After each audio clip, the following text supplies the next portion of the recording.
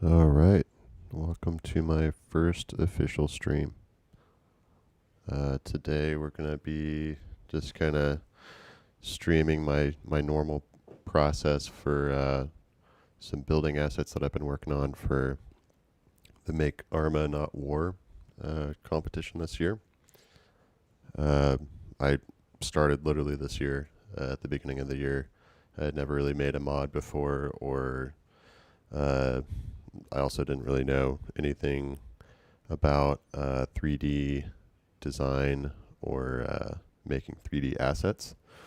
So it's been quite a learning curve, and yeah, just there's not a whole lot of information out there about this stuff. So I just thought I would start streaming as I am kind of working on this project. This is all kind of coming together for the deadline of August 1st to turn this mod in.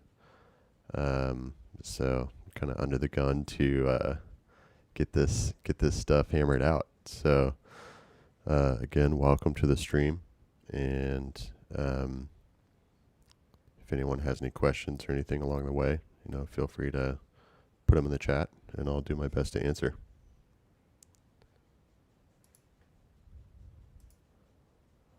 All right, so today we're going to be continuing work on a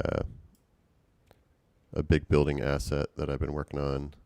It's like a prison, basically. I've kind of, within the game, my goal for this mod is that there's not a ton of like large buildings within Arma Reforger. So there's some, like, there are some modded apartments and stuff like that, but there's no like really large building assets, at least not ones that are like really well built out with props and everything. So my first kind of pass at this was just to start building building larger buildings, and then with the kind of update of 1.3 in Reforger, that also came with destruction or destructive assets. So kind of the second goal of the project is to not only just make these buildings and kind of be able to build more urban maps and stuff like that, but also to introduce more destructive buildings to the game, and then also to try to take that a step further and make like modular buildings.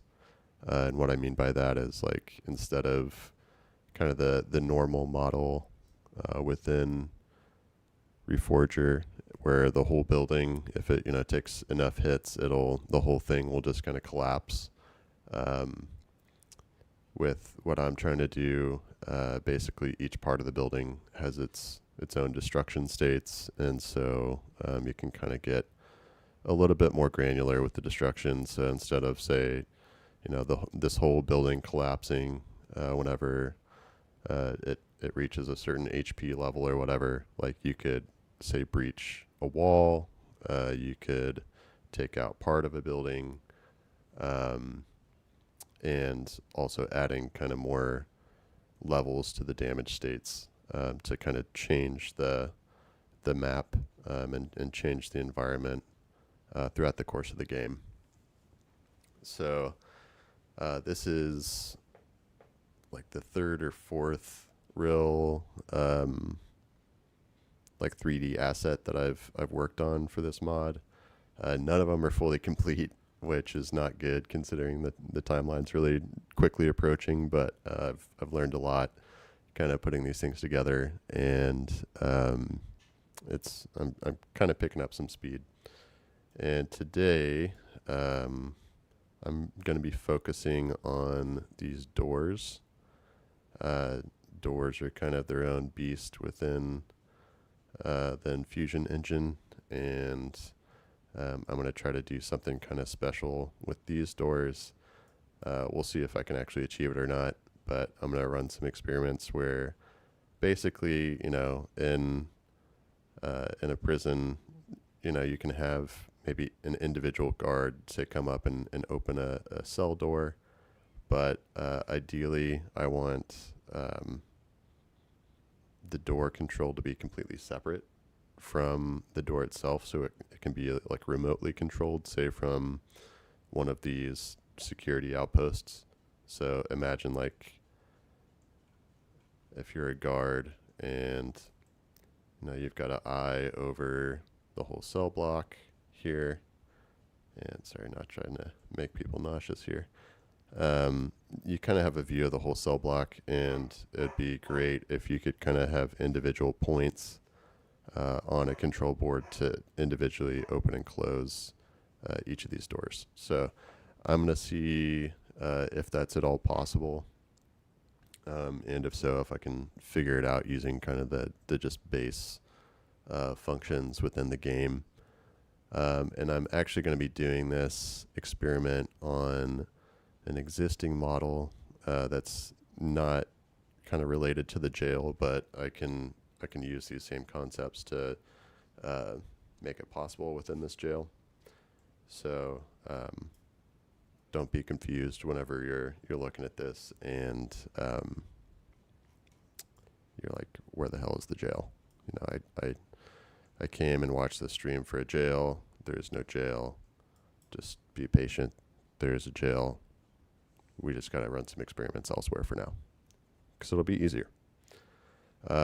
Also, if anyone's curious about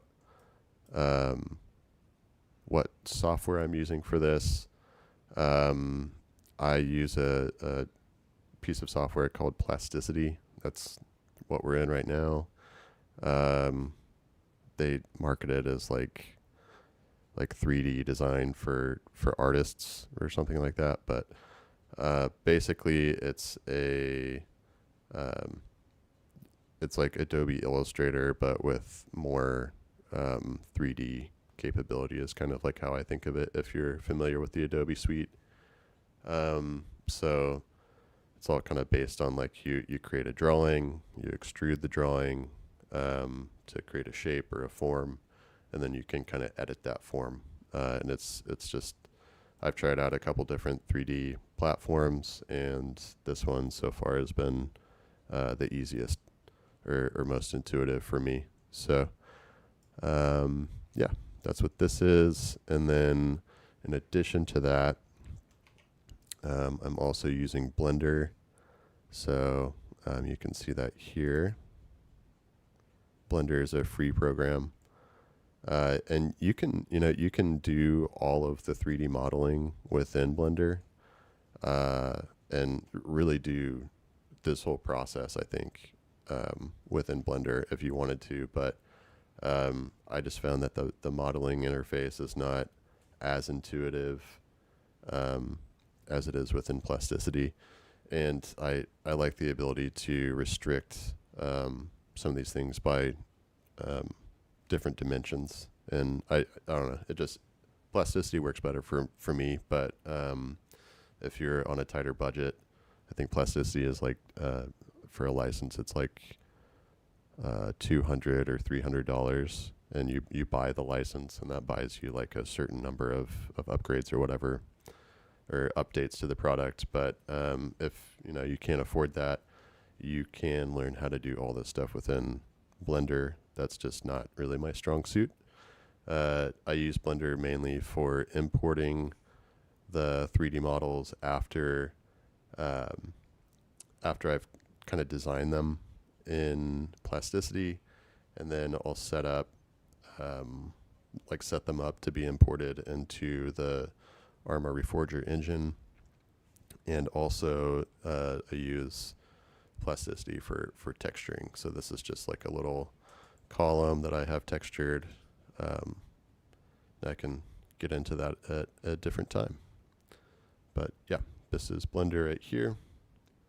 And then the third platform is the Arma Reforger Enfusion engine, which is you'll have to have this to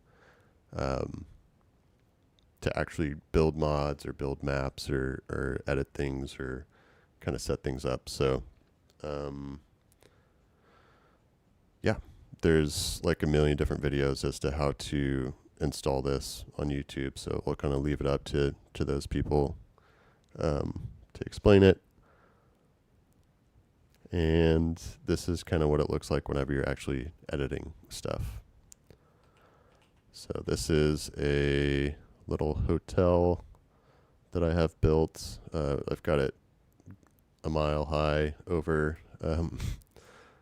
Everon right now, just because I was messing around with it. But you can see it's got like a main structure to it, and then a lot of these walls. And sorry, I'm trying to navigate through this without making people vomit. But we've got doors, we've got walls, and those are all separate from the main structure, and that's intentional.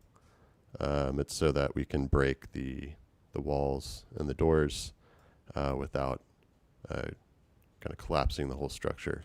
I'm also working on like those larger destructive events. So it's like if this thing gets hit with a ton of mortars, like what's going to happen to the whole building. So I can focus on that on a different stream or a different video, but today we're just kind of starting off small with experimenting on interactions and what we can do with potentially like remotely opening and closing a door.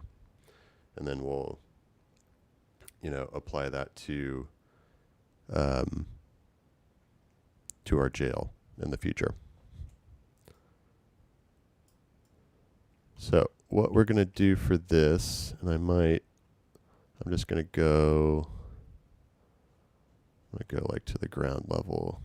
I think this is kind of the island where I like to go build stuff a little bit, test stuff out.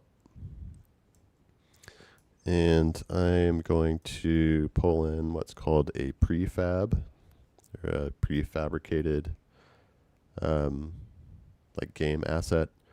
And so we can kind of test the interaction. And what I'm going to do is pull in a door and a door frame that I built for the hotel, which should be rigged. Yep, there we go. I was looking a little wacky there for a second, but this will kind of give me a little bit of a roadmap as to how I can potentially rig the door. And you can see on my screen, like as I highlight the assets, like the game assets or the prefabs, they have all these different parameters over here, and these are called components. And these kind of tell the game, a ton of information about what this is, because basically you bring in any building asset, a door, a floor, a wall, a window, whatever it is. You import that in as a mesh, just like a 3D mesh, and it's texturized and all that stuff. And then you basically bring that mesh into the world here, and then using these components, you kind of define what that thing is and how a character might potentially like interact with it. So for this, there's two parts to the store. There's, I'll show you real quick.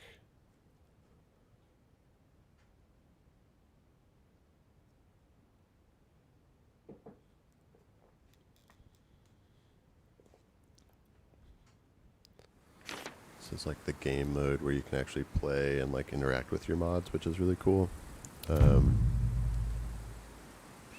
I'm just playing as a character, and you can see I open the door and it's got this skinny kind of frame around it. And that's just so that we can like nest it into a wall, and helps avoid issues. You can can get into that another time, but I'll do like a whole video on doors maybe. You can just have it open like that, but there's some benefits to having like a frame or something for it to slot into. But you can kind of see how it opens and pivots around like a little corner here. And that all has to be kind of set up on the back end of the engine. So I'll show you what that looks like, and we're using the like the components that I just described to do that. So right now I'm actually selected like the door frame, and you can see that's got a door slot component on it, and that's where we slot in this other prefab, and that prefab is just this door right here. Same deal. And then on the door itself, we have a door component. And I'll expand this menu out so you can see what I'm talking about. And the door component just kind of tells the game like what kind of vanilla like user actions or animations to put on the door, how it's going to open, how it's going to interact with different stuff. And the main piece that we're looking for here is the door action. And so we've got that defined right here. And this is still like, just full disclosure, this is still a little bit murky to me, like how this stuff works. But that's why I'm experimenting with it right now, because I'm definitely not like an expert at this stuff. But the way it works is you define like the action that you want that object to perform under this guy, and you can like add more contexts to it, I guess. And then you control it with what's called an actions manager component. So you have to slap this component on here also. And the user action, it's referencing that context that we defined here under the door component. So if if you're working on like a much more complex game asset, like a vehicle or something that has a lot more animations to it, like a weapon maybe, it's going to have a lot more components that control kind of different aspects of those animations and different interactions. And typically, like how you interact with it or how the player actually like sees the action show up is controlled by the actions manager component. And so what you do is you throw this action context in here, and you say, okay, the context I want you to reference is what I've got defined under the door component, and then where you want to make that context visible.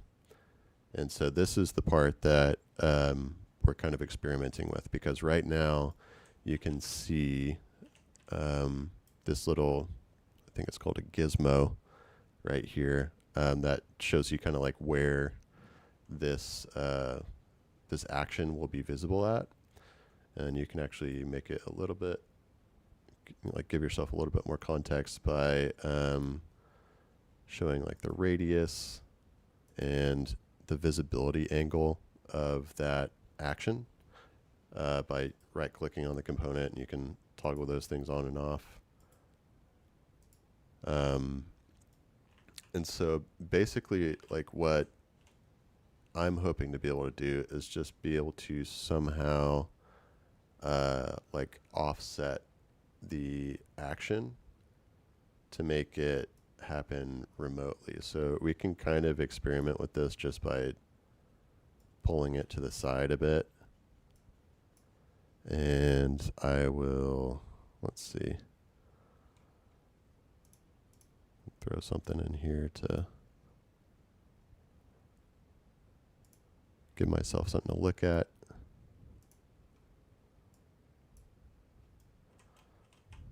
so I can kind of have an idea of where that action's going to actually be. So it'll just be on the top of this little beehive here. So what I'll do is save my world here where I'm working in and go back into the game mode.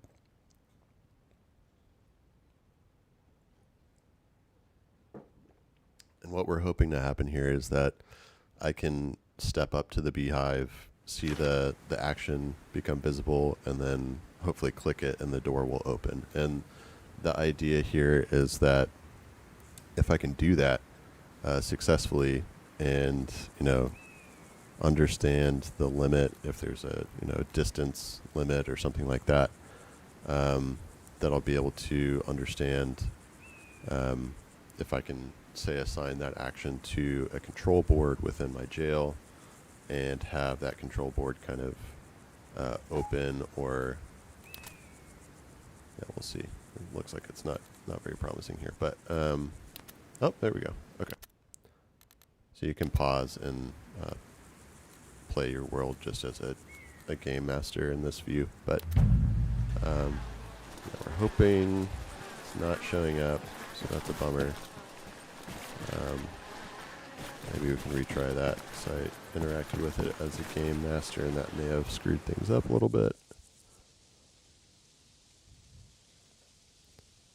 So it's like a lot of trial and error.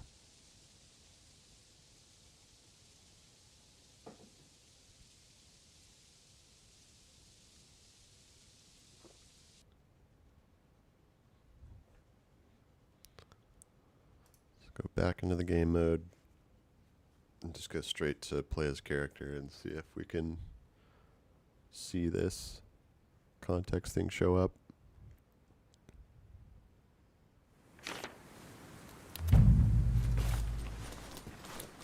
Nada, no dice. Sometimes it can be a little finicky. No, nothing at all. And it's not here anymore because we moved it up. There it is. Okay. That gives me a little bit of a clue as to why this might not work. So I think you might have to be within proximity of the action itself. And then the context becomes visible, maybe. So let's...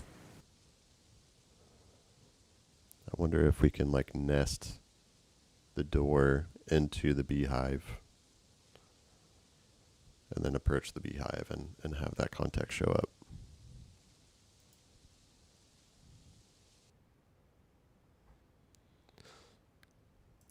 Okay, so we've got our beehive here. Let's see if I can nest. I'm just looking over here and this is like all the different objects that are within this world. So I'm just looking at the beehive here. And just all I did was put the door kind of into the beehive, air quotes. Kind of think of that as like a folder structure like this. So I'll save that and see what we can do.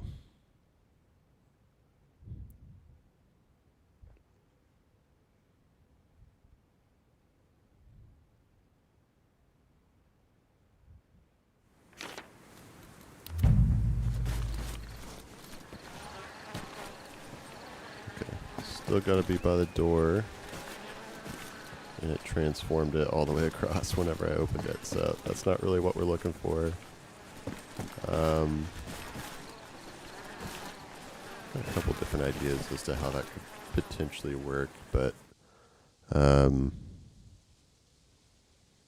one other way that we might do this is to forego the control board idea and to just limit the ability to like open or close the door at an angle. So you can see right here, this, if I could turn the radius off. So right here, this is just like the visibility angle. And under here, under the actions manager, it's omnidirectional. And if you uncheck that, you can see right here that the kind of that disk changed a little bit. And then we also get visibility angle here. So the idea is that instead of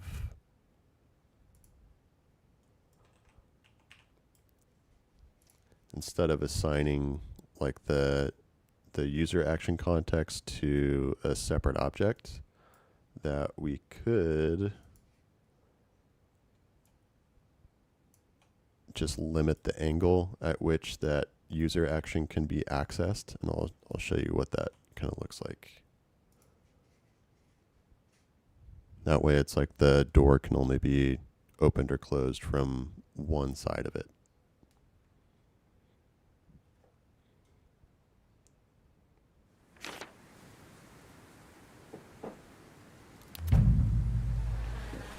So you can see here we've got the open context here, but if I look at the other side, it's not available, versus this side I can open or close from both sides. And we're still nested under that beehive, which is why it's shooting over here every time. So you can see I still can't close it from this side. So we might just have to stick with that. I might try one other thing. And if that's not working, then I'm just going to kind of go with the limited radius of where it can be opened.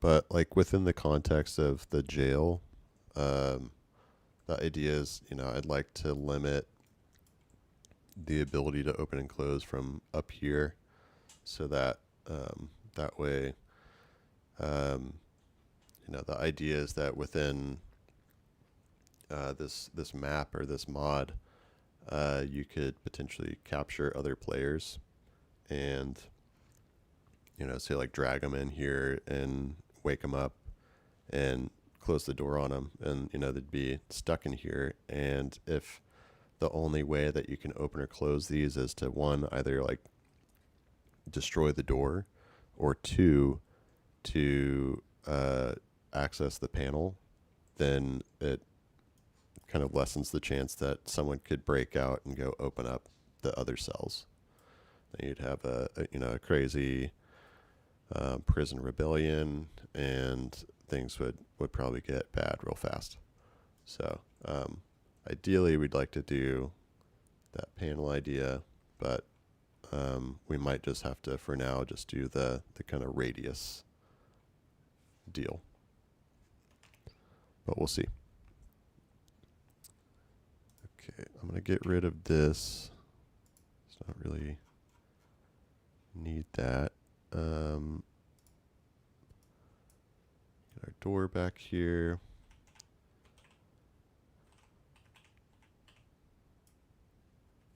Actually, we're going to go, what should we put this into?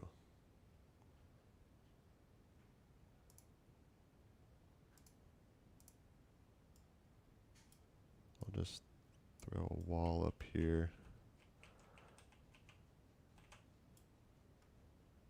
And within the wall, we will add a slot manager.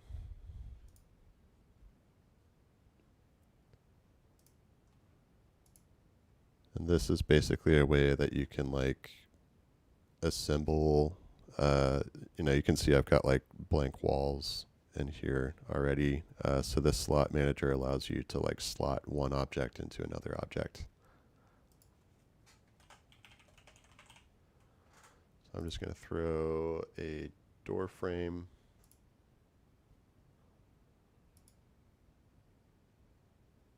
in here. Well, actually, yeah, let's try door frame first. We might have to just go with door.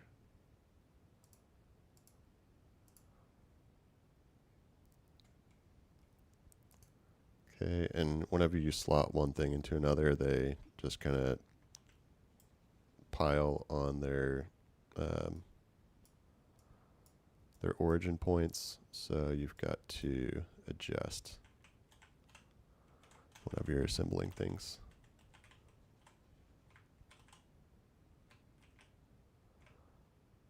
That looks probably close enough.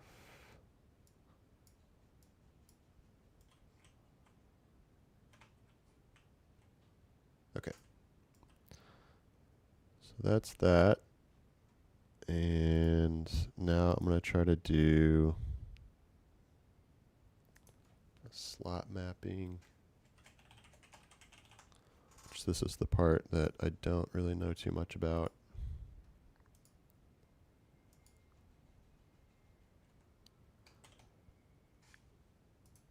And action manager component for the wall itself, because the door already has an action manager.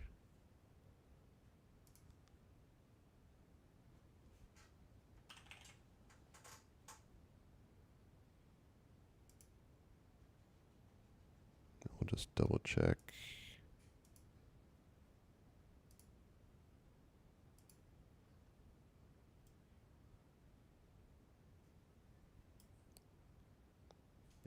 SCR door user action.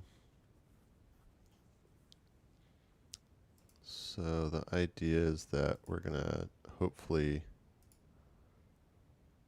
be able to port like the action from the door to the wall, or like the context for it anyway.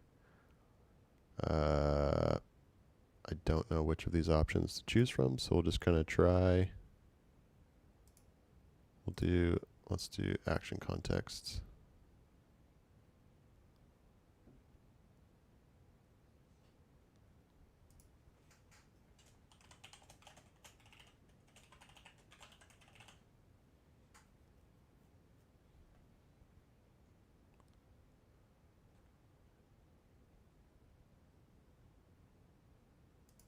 I think we'd want that.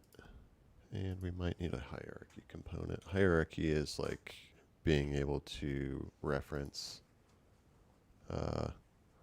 like an attribute from one item and another item. So I might actually, let's see.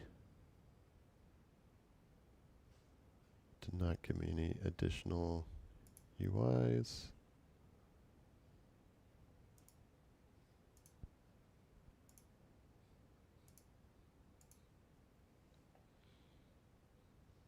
I didn't get any there either.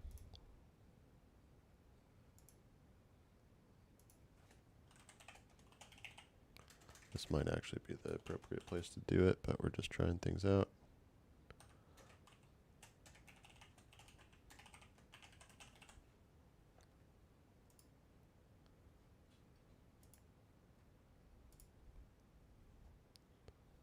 Let me get rid of this additional context first, and then we'll just kind of go from here first.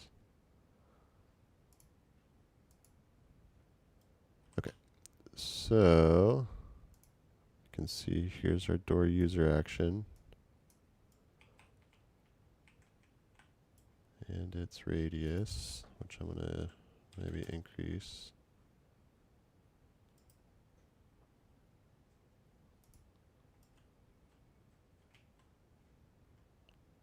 I think that looks okay. Might throw a little I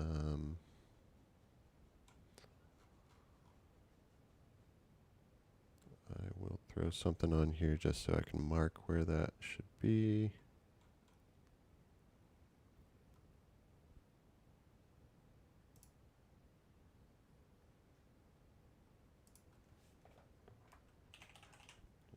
Put like a painting or something.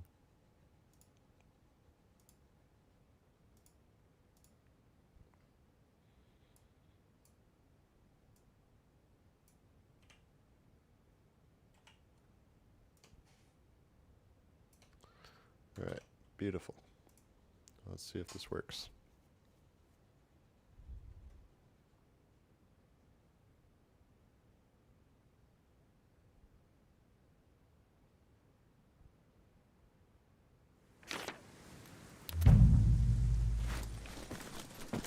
seen it. That's still there. So we might have to go with the door instead of the door frame.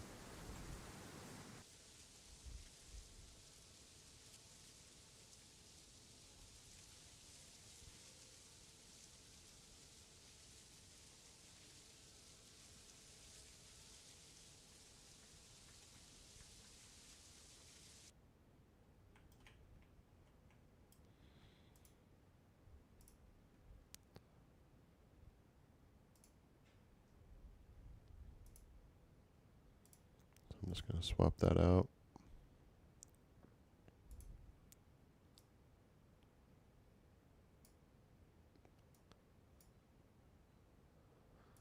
I might just have to do this via a door slot component, so we can try that too.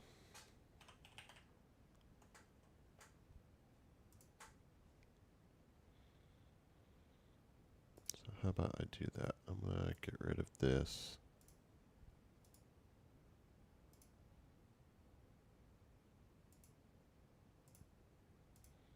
Get rid of this for now.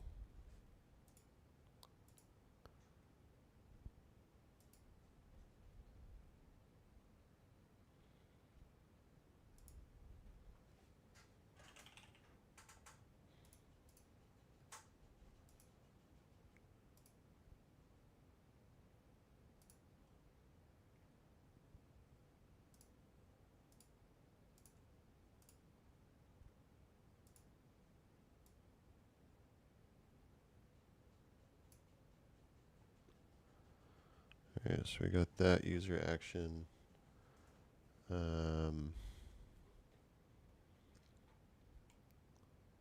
sure it's kind of set up to pass actions, register action to parent.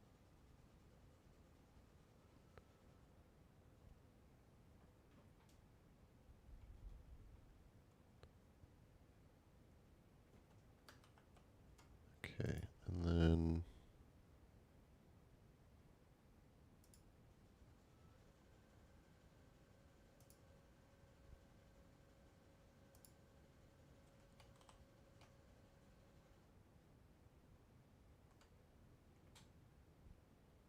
I don't know. I don't know if this is set up correctly at all, but we'll see.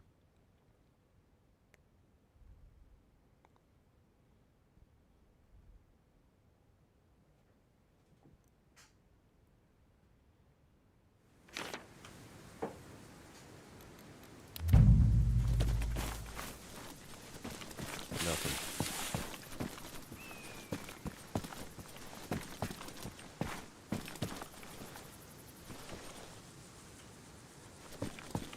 So it looks like we're stuck with the radius situation, which is okay. I think for phase 1 of this mod, it'll be plenty. Just trying to bring a lot of value, you know? Trying to provide so much value to the Reforger community. Okay. So we're actually going to move out to our jail model itself, and basically I'm going to start going through and exporting these pieces and setting them up in Blender.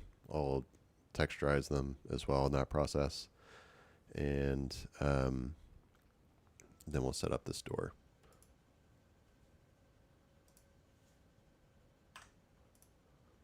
So for now, I'm just going to hide some stuff just to make it easier to see.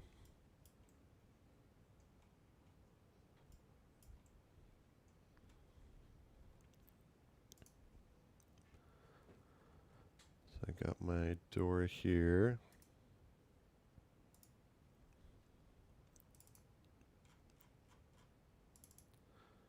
And this is where stuff gets very tedious.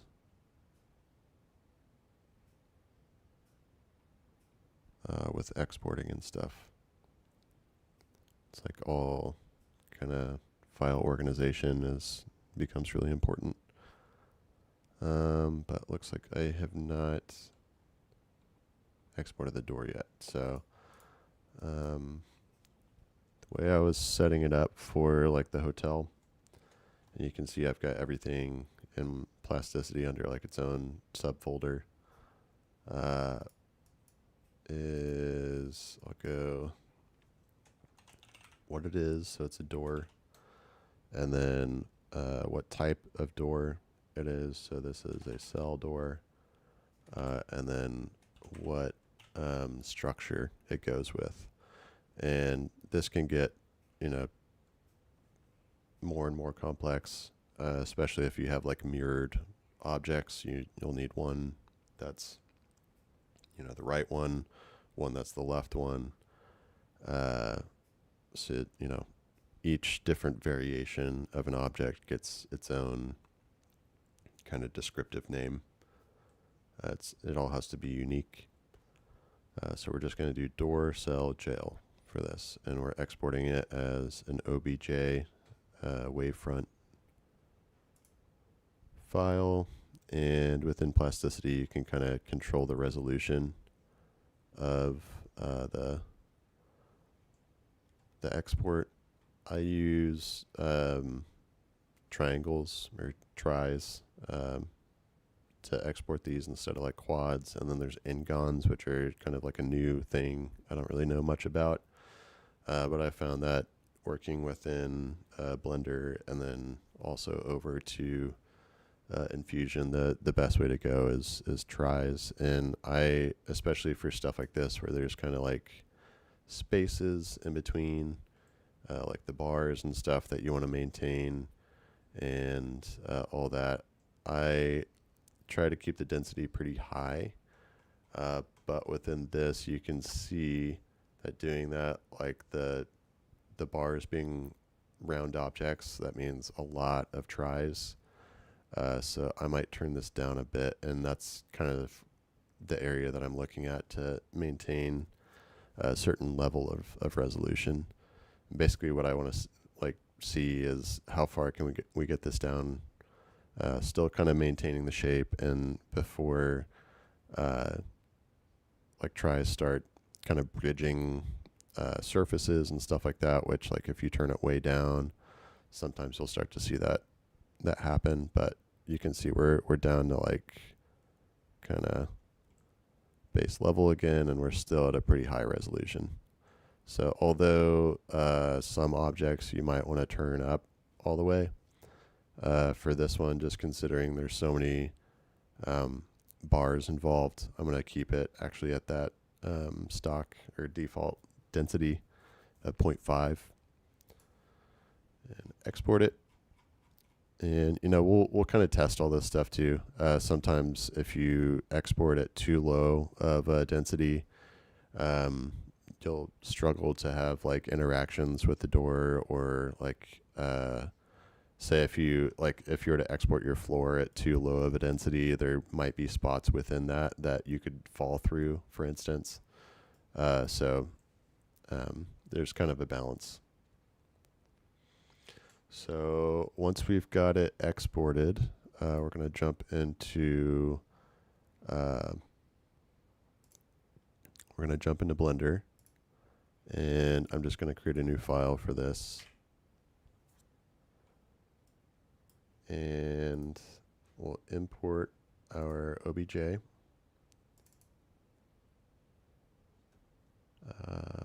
What am I doing here? I need to go to Plasticity files, OBJs.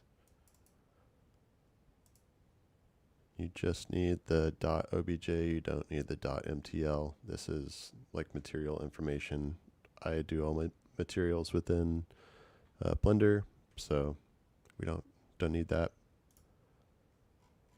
And then you can see it's like way off axis, or off origin, and that's just because I exported it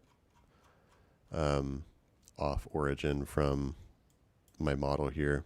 That's just kind of me being lazy, but you could move this to the correct origin. I think there's also another setting that you can do to where it's like the origin becomes native to the object itself in some way. I'm kind of a noob.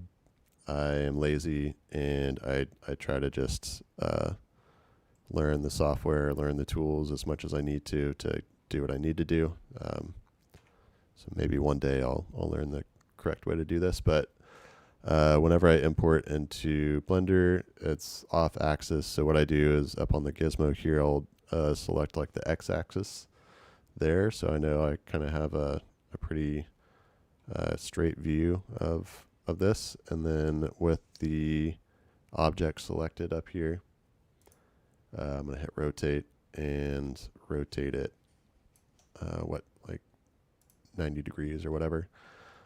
And then move it over to the correct origin. And I just kind of eyeball this. Again, there are better, more accurate ways of doing this, but I tend to eyeball everything just for the sake of speed. And what I did there is just once I get it generally where it needs to be is I'll select the object and set its origin to the 3D cursor, which I currently have snapped to the world origin. And that way whenever I select it, the control arms aren't like way over here.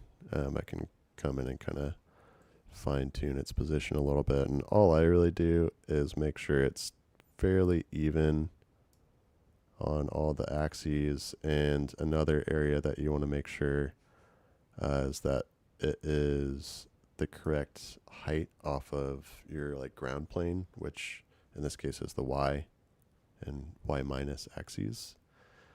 And then so you'd be like, oh great, we've got it generally where it needs to be. Before you go on to do anything else, also check your Z axis, because this is probably going to be in a weird spot. I don't even know where it is right now. There it is. So hit the Z axis, and then you can see it's way over here, so we need to put it at the correct origin. And with doors, you want to set the origin from, if it's a pivoting door, you want it to set the origin from the kind of the angle that it's going to pivot from. This is actually going to be a sliding door, but I'm still going to keep it the origin at the corner, just because I want it to slide kind of from this point and then back to this point, kind of using that as an index. So you can see there, we've got our origin set, and now we can kind of do the parts that are a little bit more fun. So first off, I'm going to name this, and I'm going to name it the same as what I want it to be called whenever I import it into Enfusion. So it's going to be door, what do you call it, cell, jail. And then I'm going to copy this layer, and I'm going to use it to create a what's called a collider. And if you're not familiar with kind of like game development or how this stuff works, a collider is basically like, we say right here we just have the mesh, and the mesh is literally just kind of like a projection of the object. It's going to carry like all of its textures and stuff like that. But the collider is going to tell the engine like what type of material this is, and kind of how to treat it. So there's different settings. It's kind of similar to like the components that I showed earlier, but this is just on like a more fundamental level. So if you have to name it, kind of abiding by a certain naming convention. So what I did here was put UTM all caps underscore, in front of the name, and it's named basically the same thing. This can be named separately too if you need to.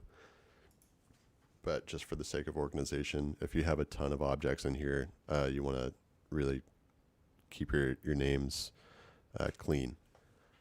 So the UTM part means this is a something, I don't know what the U stands for, but triangular mesh. There's also like UBX, that's like a box mesh. There's other types of meshes that I have not worked with, but there's like convex meshes. There's I think like a sphere and maybe a cylinder that you can use also. All I've used so far are the UTM and UBX meshes, or kind of whatever you'd call that prefix to define my colliders. There's different guidelines for using them, but as far as like making buildings and stuff like that, those are the only two that I've needed. If you can, you want to use a simpler mesh. So a UTM is basically all of the triangles that make up the this object. So in this case, it's almost 5,600 tries that make up this model. So this UTM here is going to make up, or it's going to take up that many tries, and there's a limit to how many tries you can use. I think it's like look this up yourself, but it's somewhere, I think it's around like 65,000 tries or something like that per collider. And you can have multiple colliders within an object.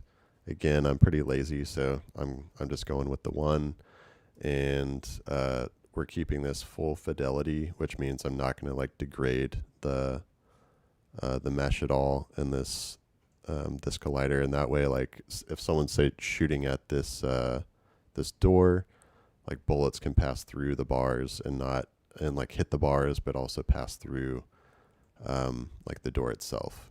You can see there's some examples like I think like the apartments that people a lot of people play on, like WCS. It's like some of the railings that they have on the stairs. I think they used like simpler colliders on those because like you can't shoot through them, or like they might pin, but like you can't shoot through the individual bars. And so setting it up as a UTM with pretty high fidelity to the actual model, it'll allow you to kind of have that differentiation. But say if there were too many tries, you could always just kind of simplify this with a box and just have a box door, and then tell it to look just like a cell door, to where you could like look through and actually see through it. But if you were to shoot it, it would basically just be like a panel. So in this case, we're going with a full triangular mesh, and we're going to tell it kind of what it's supposed to be with these material tools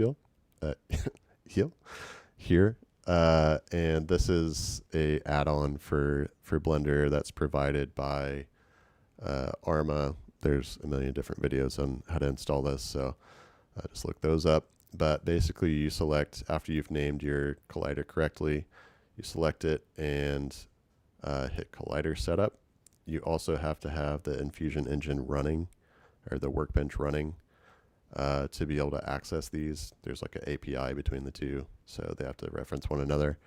And you have two options to select from, and that's game materials and that's layer presets.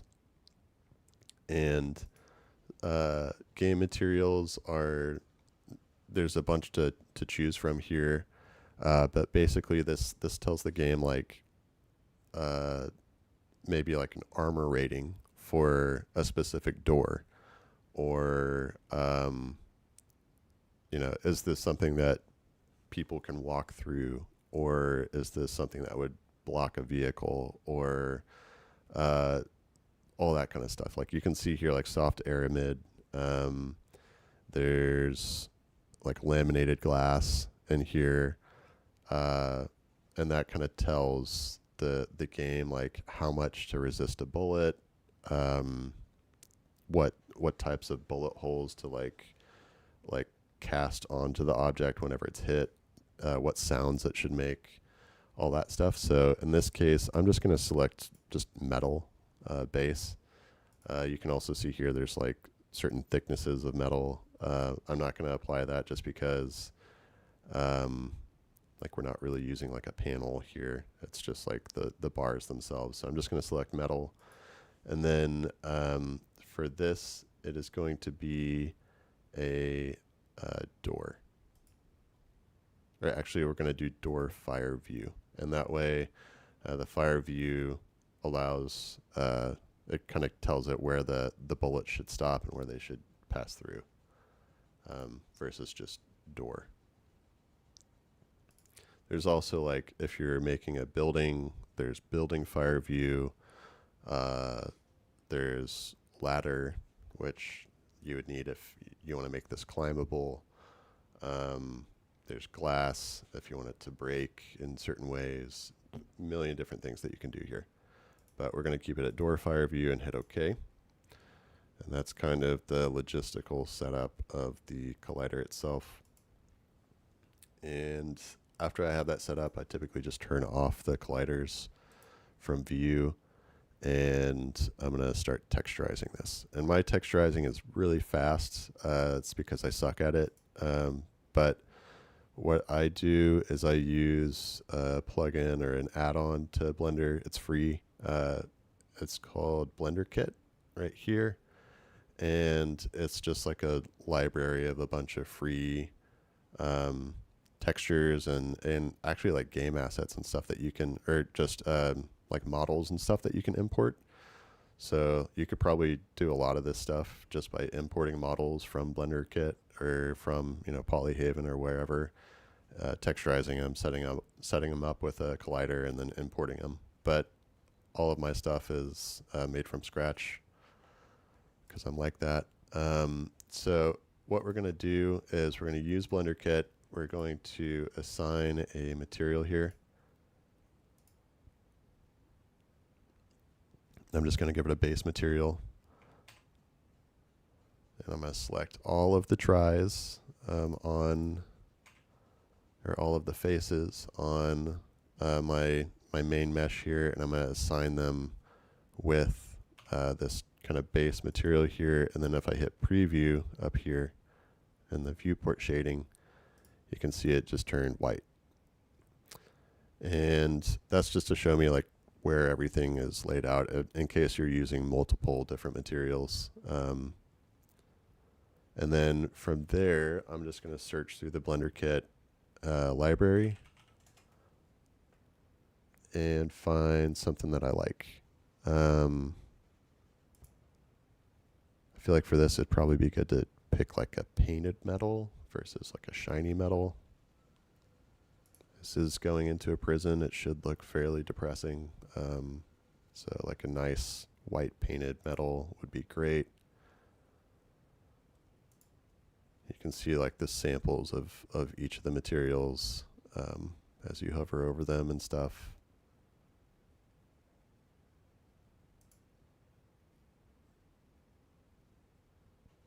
And if it has any like pattern associated to the texture, you can also see that.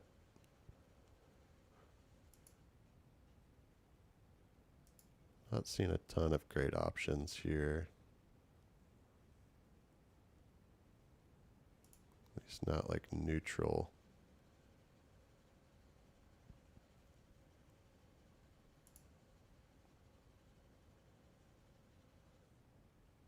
Let's try that. Painted old metal.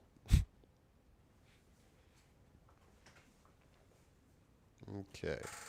Maybe that's a little too depressing. So let's see if we can adjust this at all. So I'm going to select this and go to shading. Shading is a whole other beast within within Blender, but the purposes that I kind of use shading like this tab for is to just adjust the texture a little bit on the mesh. So I'm going to come up here to scale, and it looks like they have that tied to a separate little control here. So you can scale up or down the texture. So set at 0.3 originally. I'm going to just start creeping it up a little bit to see like what does 1 times scale look like.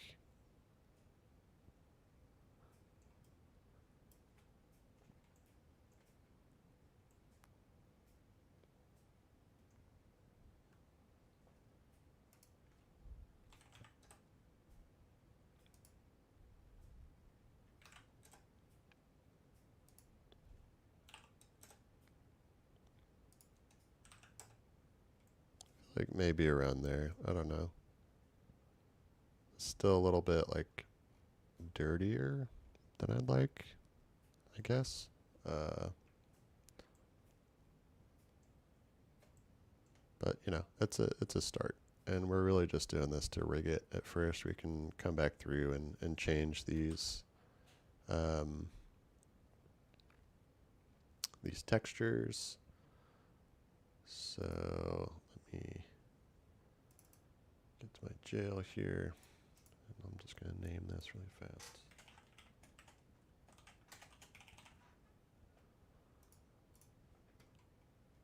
Always save your work. Okay, and then you know we've got a basic, fairly shitty looking door, but you know, just to show you how it works. Once you've got everything once you've got your collider set up and you've got your model textured, you know, kind of how you want, we're gonna break this down into different kind of levels. So within the game, as you approach an object, it becomes more and more detailed as you approach it. And what that's called is I think it's level of detail, or LOD is what it's abbreviated as. So we have to set up those LODs, which are all actually independent models. It sounds really intimidating at first, but there is a great YouTube creator out there for, you know, some of these resources called Piano Man, and he has a video on kind of how this works in detail. So you should check that out if you're interested to see like how it works. How I adjust it, or I do it in Blender, is I'll take my base like full fidelity model here, and then we're going to add a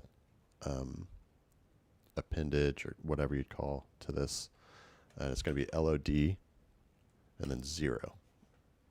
And the 0 means that it's like the closest, it's the most detailed level of this model that the user is going to be able to see.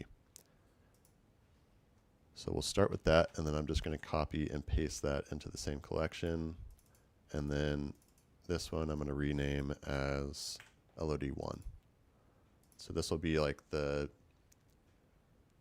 as the model degrades a little bit, this is going to be the first level of degradation. And to do that, I'm going to add a modifier. I don't know shit about modifiers. I just know how to do this one. And it's called decimate. Sounds really intimidating. And basically what this is going to do is just like kind of crudely reduce the number of like tries that are present in this model, or this version of the model. And it's going to do that based on a ratio. There's other ways to do it. I don't know about those at all, but what I do is I'll come in here, and 1.0 is 100% fidelity. So I'm going to knock that back 20%. Put that at 80. And you can see, or might not be able to see yet, but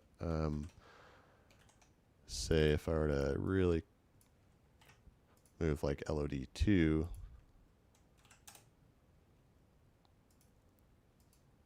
You can see it's starting to like deform a little bit, starting to degrade, and this is all the way down to 20% fidelity. So realistically, LOD2, I'm going to knock down to 60%. So we've got 100 which has no decimate modifier on it. It's full fidelity. And then LOD1 is the first degradation. It's down to 80% or 0.8. And then LOD2, 0.6. And I'm going to do that probably one more time, down to 40%. Call that LOD3. We'll go one more level.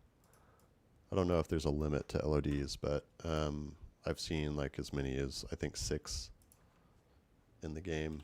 I keep it a little bit simpler than that.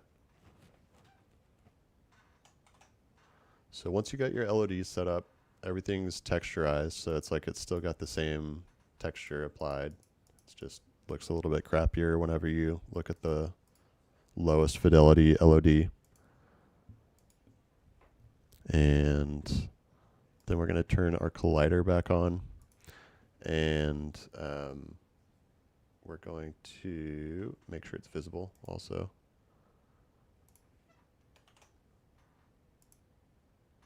And then go to export and FBX. And make sure it's named the way that you want it to be named. So right now it's just referencing like the file name. So we're going to name it kind of the same way that the file's always been, which is going to be door cell jail.fbx. And I do visible objects and to limit the export to just visible objects. And that way it's just whatever I have visible in this pane, it's what's going out. I don't have to make sure I've got like everything selected correctly or whatever. So visible objects, these things are auto. Then under object types, I go empty, armature, mesh, other, and then select custom properties. I think that's all the stuff for collider setup. And then the only other thing that you've got to do is go to armature and add leaf bones. You want to uncheck that. Then you'll export your FBX. And from there, we're going to go to the workbench. And again, within the workbench, it's important to maintain your hierarchy. So file structure, all that stuff, all the really boring stuff. And make sure it's under assets. And that's where all your meshes are going to go. And you can see I've already got some in here. But what I'll do is we'll go to Documents, Blender, FBX, Jail, and we've got our cell door here, and I just drag and drop, import it as a model.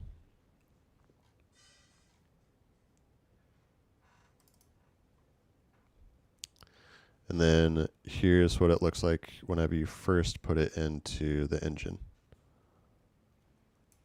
So you can see you've got number of LODs, so and all their kind of levels of faces and how many tries are in there and all that stuff for all the different levels. So you can see like the number of faces and vertices go down as the as you turn up that decimate modifier.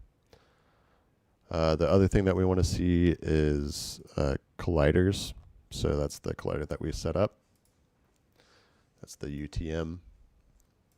You can check all of its layer presets and stuff. And so you can kind of just quickly, like once you're familiar with your model and stuff, you can just take a quick look at these things and just make sure that they look appropriate. Then go to import settings, and we'll have to check a few boxes here. So under import settings, you want to go to export skinning and then export scene hierarchy. So check those two boxes, make sure that merge meshes is still checked. And then the last part is to assign your material to the to the mesh itself. Which you can see, like, the door is just white right now, like it's just the base kind of mesh color. But you change that by selecting what's called a .emat file, or a material file within Enfusion. I don't currently have this this texture in Enfusion. I could go through that process again, like Piano Man. He's got a couple different ways to do this, actually. But typically I use this program called Quixel Mixer to basically load in like all the image files that make up this texture and assemble them in a way that is acceptable to Enfusion. For the sake of this video, I'm really just trying to get this thing to function the way I want to, so I'm just going to select like an arbitrary material here. You can also select sometimes just like vanilla textures that are already in the engine. Honestly, this one's not too bad. This is dog tag emat. So once you have that selected, you'll hit re-import to re-import resource, and that'll just make sure that it's got the most current version of the file. And then from there, we're going to go back into our world.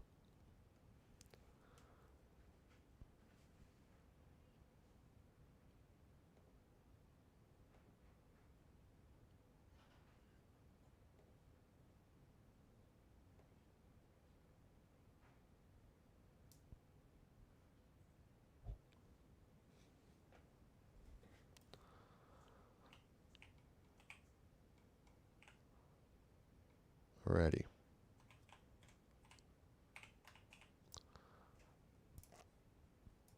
So doors in particular can be kind of a pain in the butt to set up. Whenever you're setting something up from scratch, it's always best to try to find an existing like vanilla asset to just like replace with your model. So a good place to look for a starting point is just to go up into the Arma Reforger folder, and then under prefabs, go to structures, building parts, and then you can find the doors. And try to find a door that matches the function and kind of size that you want. I've already kind of done that with this sliding door. I built a little elevator for my hotel. It's not functional. It doesn't go up and down, but the doors do open and close. Amazing. And so I might just copy that.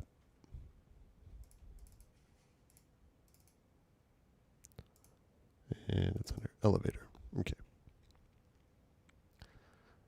So what I'm going to do here is select, I'll just go with the elevator door L. And that's my starting point. So I can show you really quickly just how this thing functions, or should function, I hope.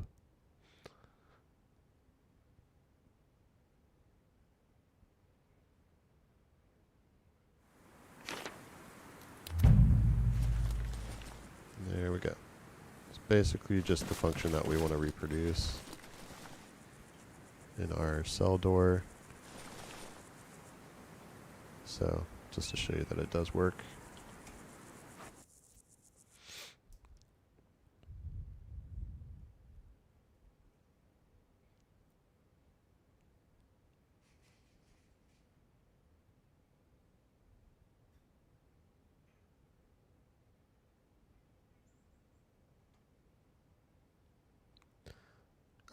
And so we've got our kind of base door that we want to start with in the world.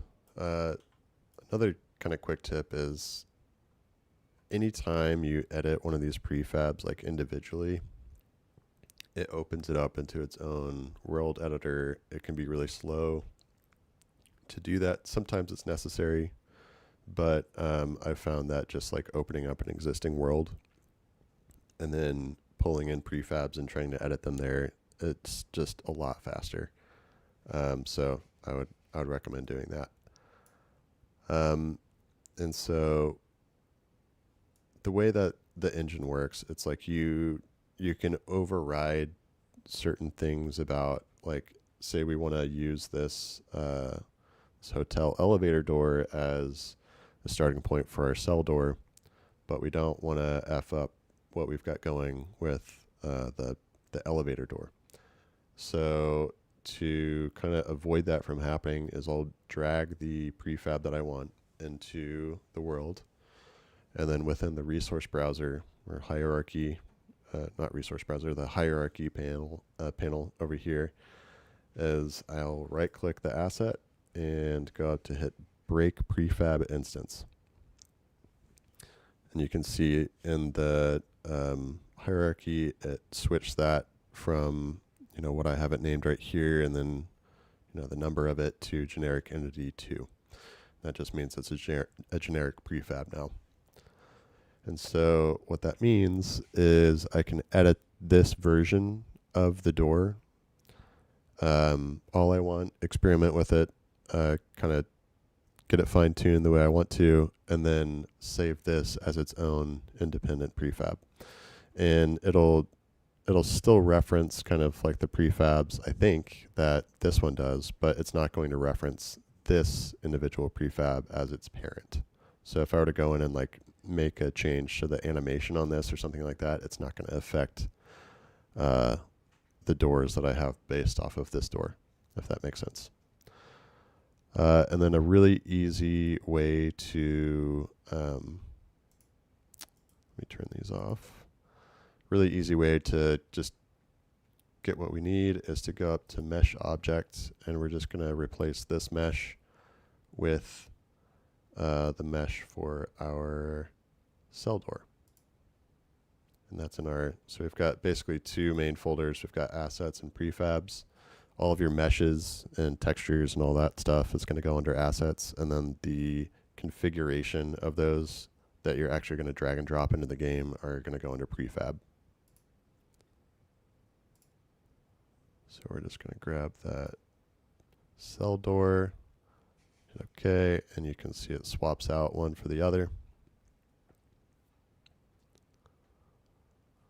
And we should, if we turn this on, still have our actions, which we can reposition.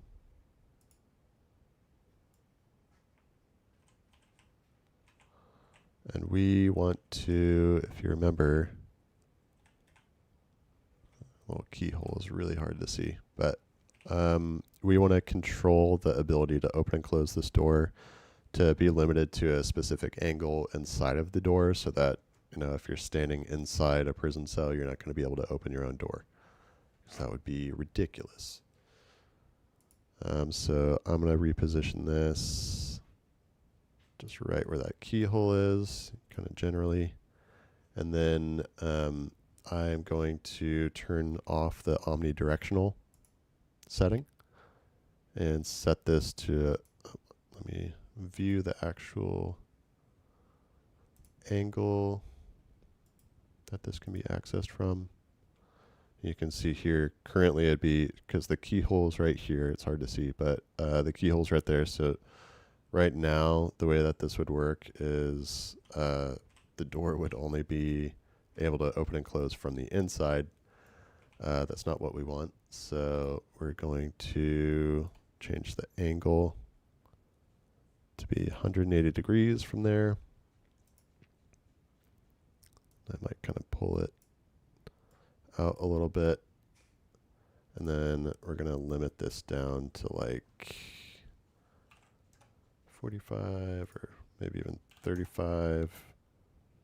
And then the radius, I'm also going to make maybe 0.1 or let's try 0.25. So that way it's like the only area that you can access the door open and close action from is a pretty limited space. And then we'll test it.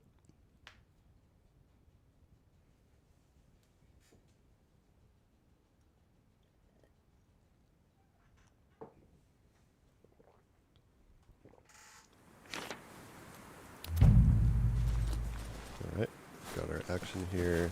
We walk away from it. We have to get relatively close. We're over here, we can't see it. Over here, we can't see it. And if we're actually in the cell, we can't see it. You'll also notice our collider setup cannot walk through the door. Let's test the action. Looks good. So you have to really reposition to get in front of it. Okay, so that opens and closes the way that we want to. And we can double check our collider also, make sure that that's working.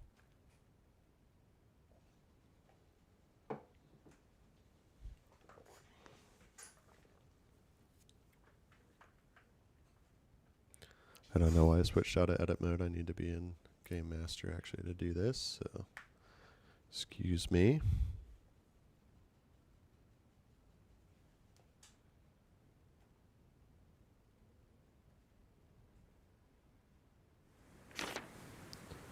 And I'm going to pretend that this officer is in jail. Just to test.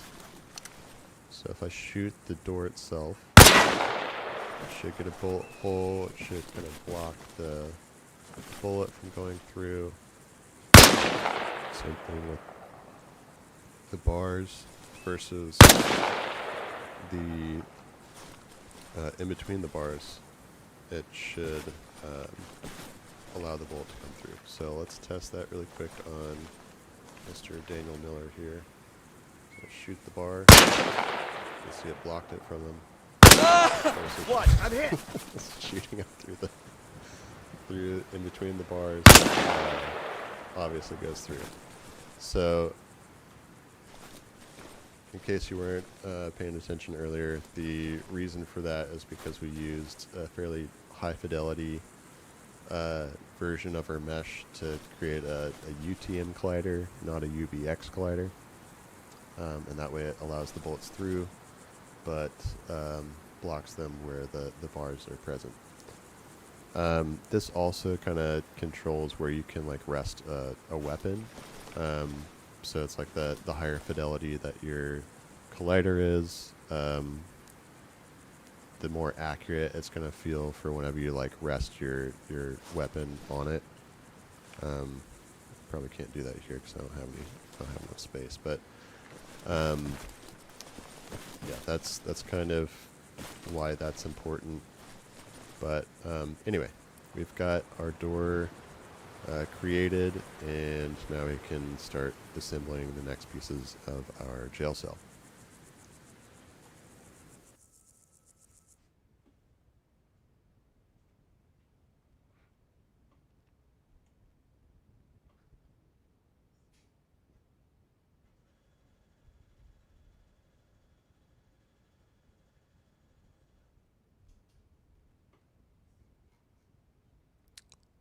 Okay, so we've got everything kind of configured here, but we still need to save it as its own independent prefab. To do that, I'm going to just make sure that we're in the correct folder here. Go to jail. And then, you know, I try to keep everything fairly organized. So it's like I'll keep the main components for a building and like a folder, and keep the doors in a folder, keep the windows in a folder. If there's like sub-assemblies of things, then I'll try to keep them all in their own folder. So I'll just make a cell folder, and there's not a ton of elements that go into the cell. So I'm cool with just keeping it all as a subassembly folder here. And we're just going to drag from the hierarchy panel where we have that broken kind of independent prefab that's all configured the way that we want to and we've tested. Going to drag that into your new folder, and we'll just do door cell jail. Same name that we've been using. And that way, if we want to, we can just place those, ad nauseum. And it's got all the configuration that you need. You can see all like the actions are the same and all that stuff. So that's all configured. We can go ahead and delete all this crap.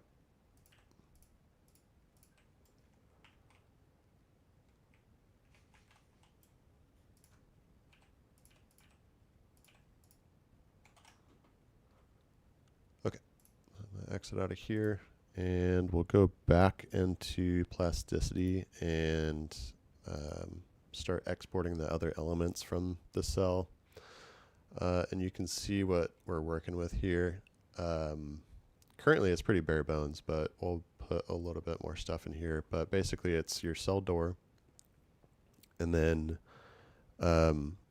two kind of additional, not necessarily doors, but just kind of bar sets that I think it's the same width as the door. So I'm just going to export one of them because that's all I really need. Since these are the same, I can just configure this one and place it as needed. So we'll go through the same process. Export.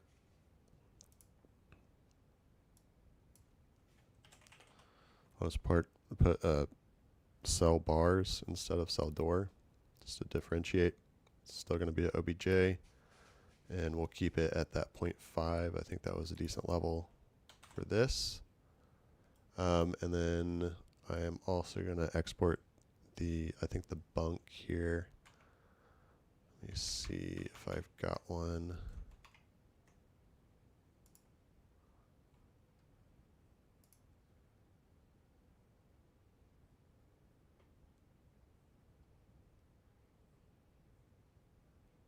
I don't think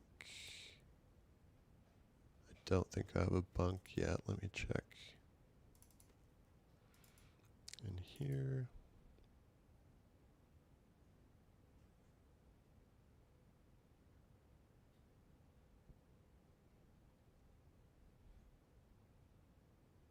Yeah, okay. So we've got that exported. And now we're going to go into back into Blender. And I'm just going to do this within my existing file. Can just kind of make things easier sometimes. Other times it can junk things up. But if you've got a lot of a similar element or asset, you can just kind of configure it all in one spot. So we're going to go back to import wavefront obj. Bring in, again, just the .obj file for the cell bars. Again, it's going to be all effed up and down there. So make sure that's rotated correctly.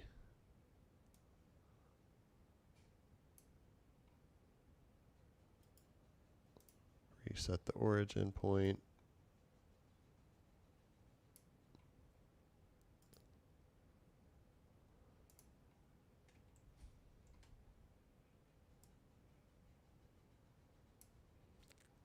Again, just kind of eyeballing it. There's certainly a better way to do this.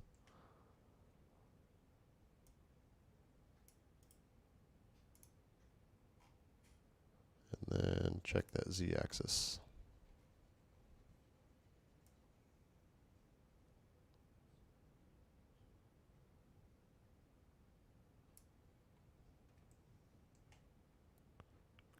5 squares, 5 squares. Okay.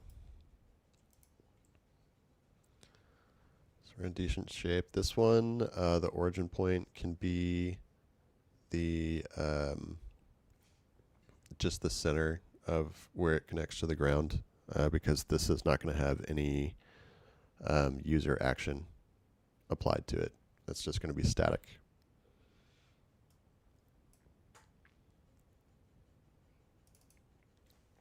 And this is just, whenever you import it into Blender, it's just going to take on the name of whatever like the object is. So it's extruded.00022 in this case. You can name it intentionally in Plasticity, but a lot of times I just do all that kind of configuring in Blender. We'll do bars, cell, jail. Copy it.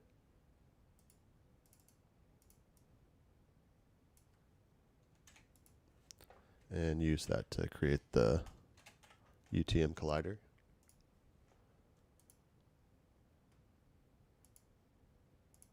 And just copy the same collider setup, except for door fire view. This can be building fire view. There's kind of some caveats to the different layer presets. I frankly don't know what all of them are, but like for instance, I have found out that if you use building fire view instead of, say for instance, like prop fire view doesn't allow you to stick like explosive charges to the surface of something. So like previously I'd like configured a wall that was set up with the prop fire view layer preset, and I couldn't stick C4 to it. So I had to switch it over to building fire view. So just kind of be aware of that. If you're having some issues, maybe try a different preset. And I probably don't use them as they're kind of prescribed to be used by BI, but whatever. It seems to work okay. So we've got our cell bars. I'm going to turn off our colliders so we can see what we're working with here. And let's do a quick material assignment. Again, using that Blender kit, and I'm just going to select the same texture. I don't know if I'm going to continue using this texture or not. You can see here it's kind of nice. It highlights the texture that you've used already within this file, within the library. So I'm just going to select that. It's going to apply. Great. Save it. And we're going to replace this within the engine anyway, so no big deal if it doesn't look great right now. And from here, we're going to do the same deal with our cell door of breaking out those levels of detail. So this will be LOD 0.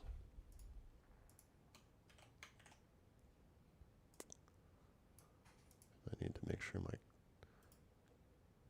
collection is selected so it doesn't paste it in a separate folder, which can be really annoying. So LOD 1 here, we've got a modifier. And again, we're just doing 0.8 or 80%. I try to make my my models pretty optimized in the first place. Like I try to reduce the number of vertices and stuff while I'm modeling it. But this can help, especially if you have like a much more complicated model or something like that.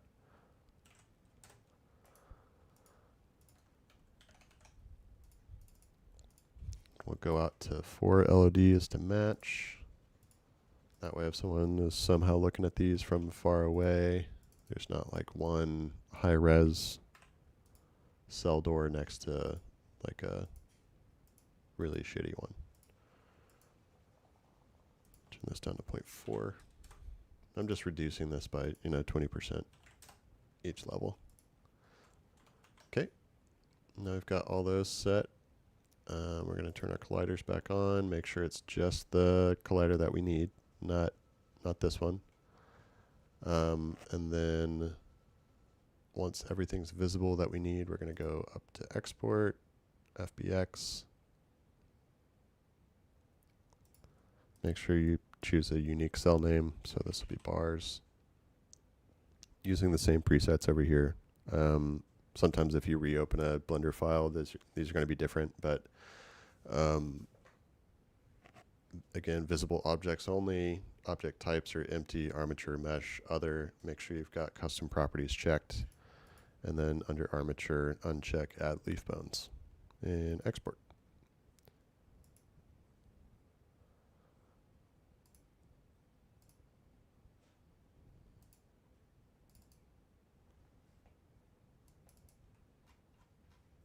You can see all the crap I've made, a lot of crap this year. Okay. Again, make sure you're in the correct folder whenever you pull this in. Make sure it's going into assets, not prefabs.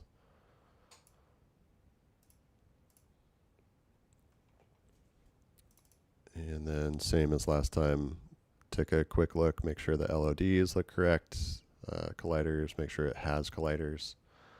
And then go to import settings and check export skinning and export scene hierarchy. And then we're going to assign that dog tag metal material for now. Re-import. There we go. So we've got that. We only need one. And then a lot of times as I am exporting stuff, I just go through and hide like the version that I've exported. So since that was the same, I've basically cleared out this front area. And now it's time to do the cell bunk. Same thing here, just step and repeat. This is the real boring part. This can be maybe a little bit higher fidelity. I'm going to go up to like 75%. With a lot of rectangular stuff, I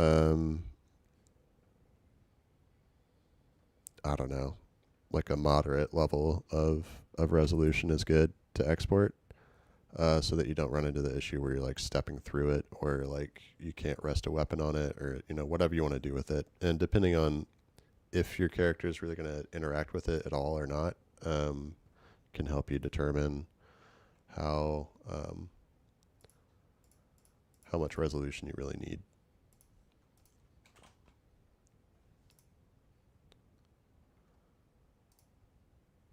Okay, so we just did our OBJ export. So we're going to go back and import that in. Just the OBJ file, not the material file. And since I'm lazy, it's going to be floating in space somewhere.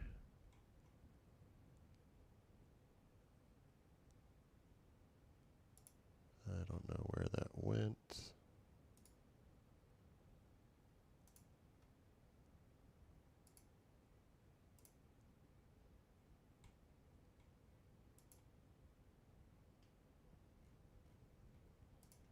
The heck. Import wavefront OBJ, bunk, import. Alright, maybe I need to relaunch Blender. So do that really fast.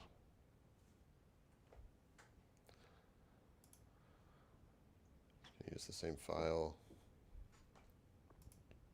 And let's try that again. Sometimes these things happen. Okay, so we are looking for OBJs.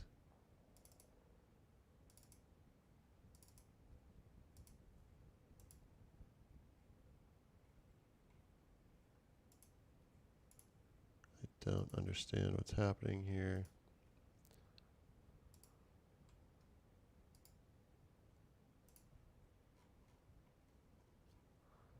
Oh, fun times. I'm just going to make a new file, I guess. See if that helps. If you make a new file, just delete the stuff that's already in there. New Blender file, that is.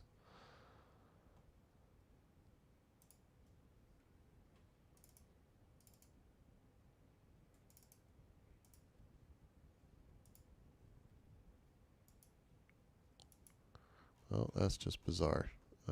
Let's just restart, I guess. So we'll export this. It'll be bunk underscore cell, blah, blah, blah. Yes, we'll replace it. Go at 75% density using tries.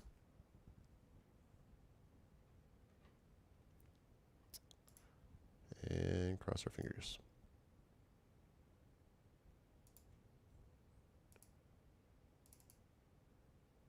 Okay. So there's our bunk. So we're just gonna kind of reorient the bunk. So it looks somewhat in line with our world origin here. Setting that back to where our 3D cursor is. Just for kind of a quick and dirty alignment here. It's not too big of a concern with these types of objects, just because it's like there's this is not going to be like performing an action with another object. So you can just kind of like drag and drop it, but you do want to make sure that that origin is somewhere close to the object and makes sense. It also helps that the object is like resting on the plane that you would consider the ground to be at, so that way it's not like always floating above the ground whenever you place it into your world. So like this looks close enough, but normally what I do is just like count the number of squares, but for this I'm just going to kind of eyeball. That looks generally okay to me. Reset the origin. And then just like with the other stuff, I am going to name this the way I want it to be named. So it's going to be bars underscore cell underscore jail, or not bars, bunk, excuse me.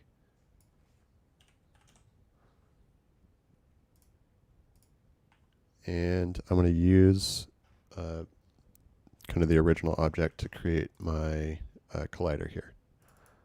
Again, going to be using a UTM as opposed to like a UBX collider because this has some space within it. And you can see here I screwed up already. I didn't follow my own rule of checking the Z-axis, so no big deal.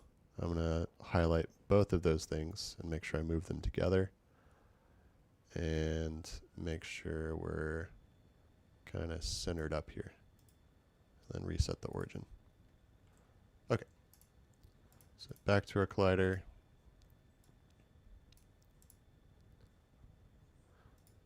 This, like, you could technically do maybe 2 different colliders for it if you wanted to.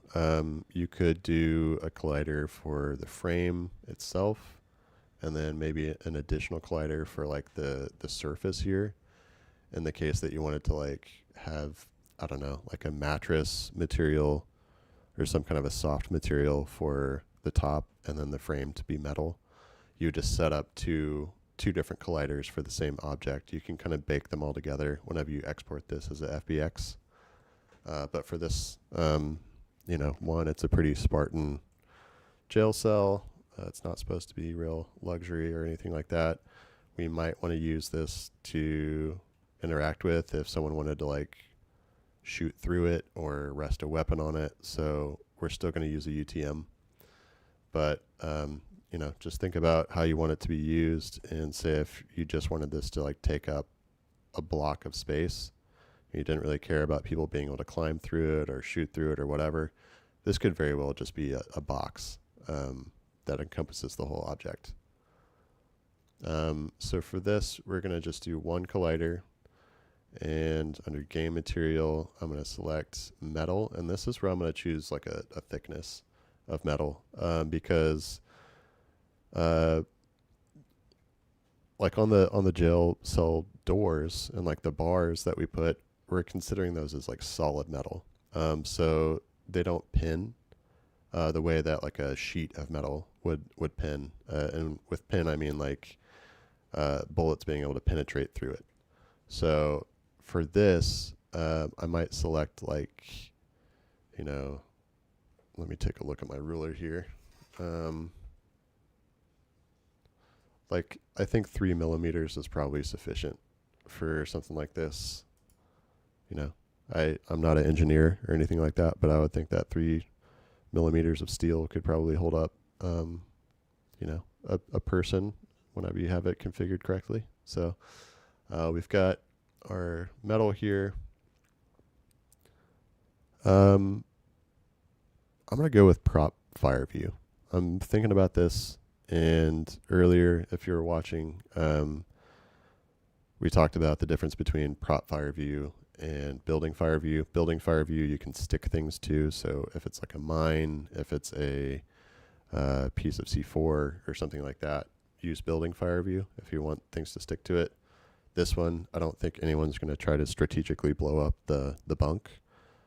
Frankly, there's going to be other cooler things to blow up within the jail.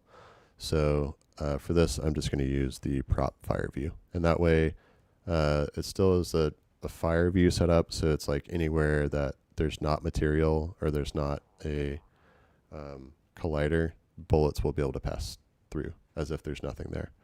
But where there is the collider, it's going to actually make an impact. And that impact is going to be 3 millimeter metal, for whatever that's worth. Okay, so we've got a collider set up and named correctly. We're going to go to the actual mesh itself. Again, go to viewport shading up here. I would select this one and not the full one to make sure that whenever we do assign materials to this, you can also see it cast some shadows and stuff. We'll be able to see what that looks like. So with that selected, go to object view. We're going to select all of our faces here, just with like I literally just hit tab and then A to do that with the object selected. And then again, trusty Blender kit here. Go over to the materials panel, and actually we need to assign a material first. So we're just going to assign a generic material and then go up to our library here, and we'll just select metal. You can select from any one of these, but just for the purposes of this video, I'm not going to like go through the material export and import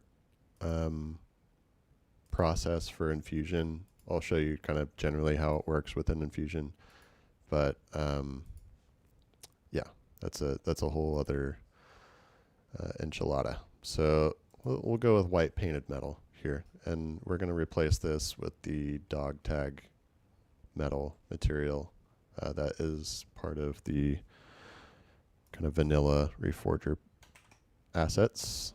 Name my Blender file here. Not cell. Bunk. Save it. And now we're going to set up our LODs, or levels of detail. So this will be LOD 0.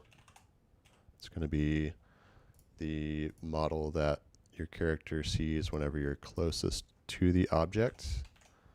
Our next LOD is going to be LOD 1. And that's going to be as you move away from the object, it's going to kind of degrade, and it's going to use less and less vertices. So to do that, we'll apply, again, our decimate modifier. And we're going to just turn this first LOD, the LOD 1, down 20% from the original. So we're going to set it to 0.8 or 80%. Then for the next one, LOD 2, we'll go another 20% down, so 60%. And then 40. And you can see this is where it really starts to kind of like morph and get out of alignment, especially if like I turn these other LODs off. It's like that's LOD 0, or like full fidelity, and then LOD 3. Looks like a total turd. But that's for the game to process this model more efficiently. So whenever you're, out at distance, you don't need to see like the full detail of the bunk. You can just view like a general shape of it. So that's what this is for. So I've got that turned down. I'll go one more LOD, LOD 4. Turn that down to 20%. You can see it's even more of a piece of shit now. And now we've got all of our levels of detail set up. We've got our collider set up and materials all assigned. So make sure that everything that you want to export is visible. They're not hidden. And then we're going to go to export FBX. And this is a new file, so I'm going to have to set it up from scratch. But we'll go bunk cell jail as our naming convention, just to kind of keep everything aligned. And we'll only select the visible objects. And then within object types, we'll select empty, armature, mesh, other, and make sure custom properties are checked. And then we'll also uncheck the add leaf bones and export. Then in Enfusion, make sure again that you're in your assets panel. That's where meshes go. Meshes and materials or textures. And we'll pull that new FBX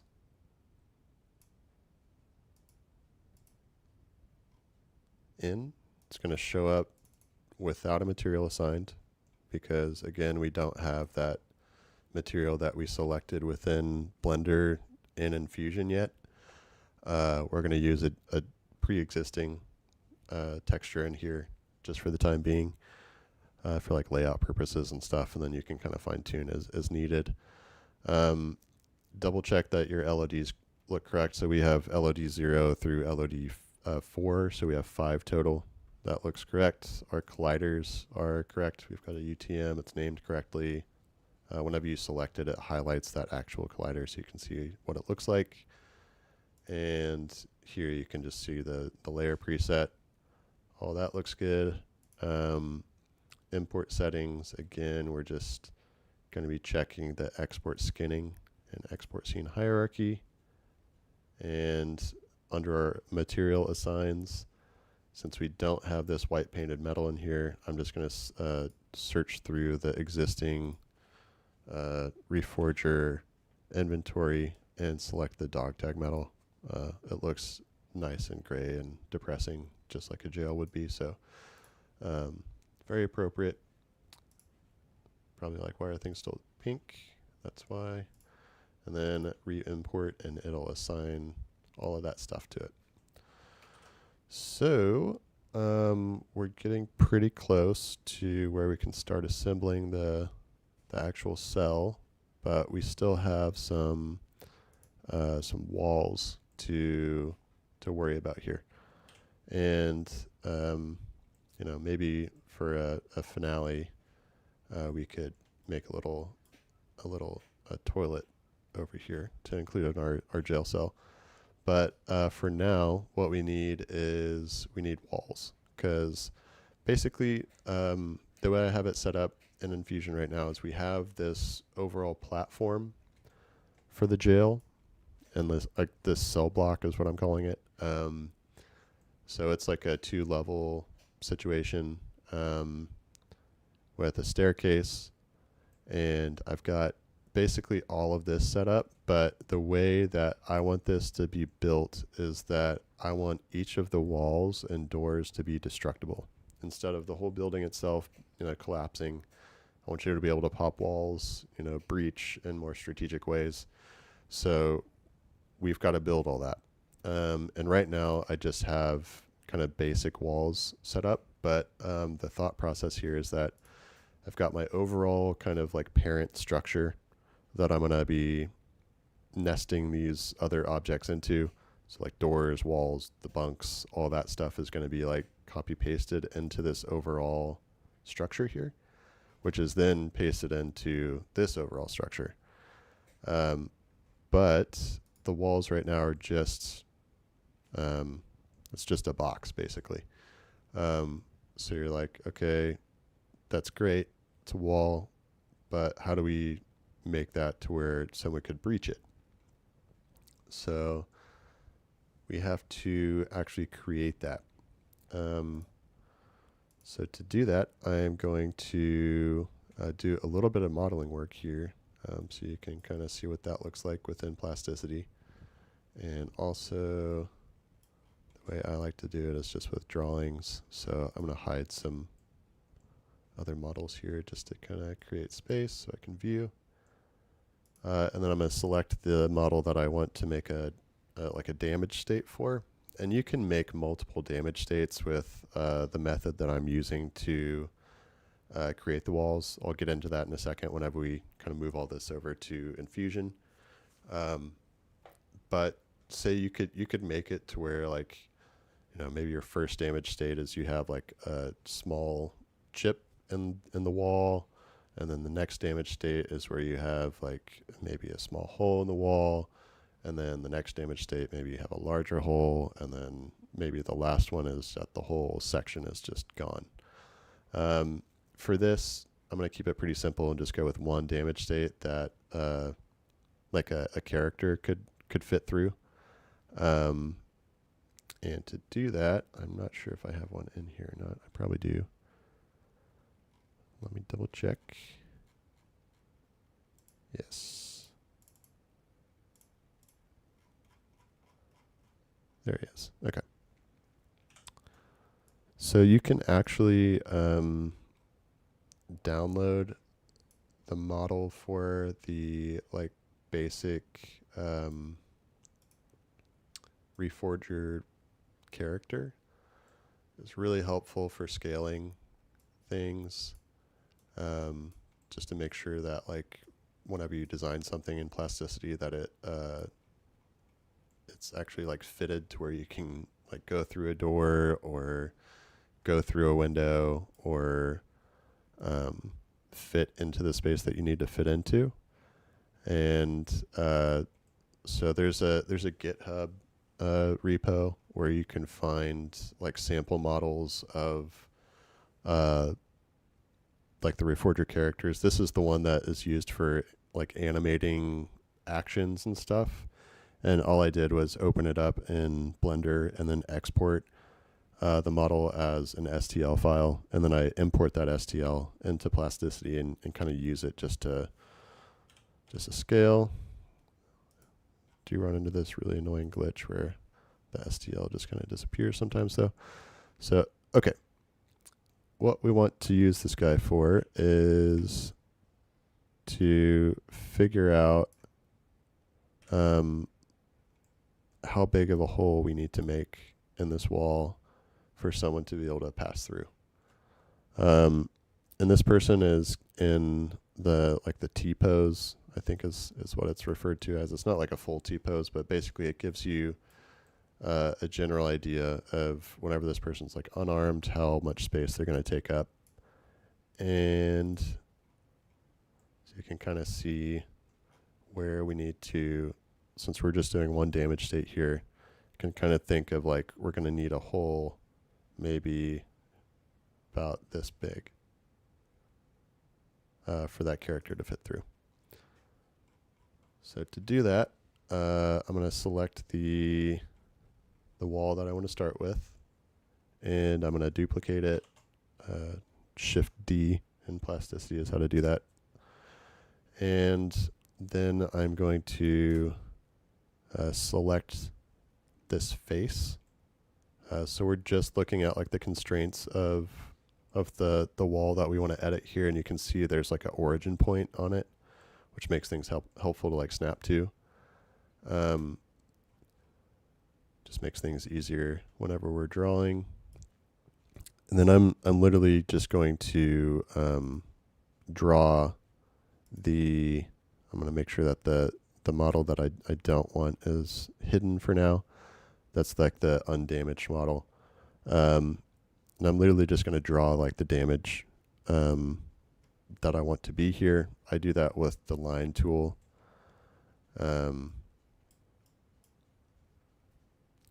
It's not like the most realistic looking, I'll admit, but you know, it's what I got. It's what I know how to do.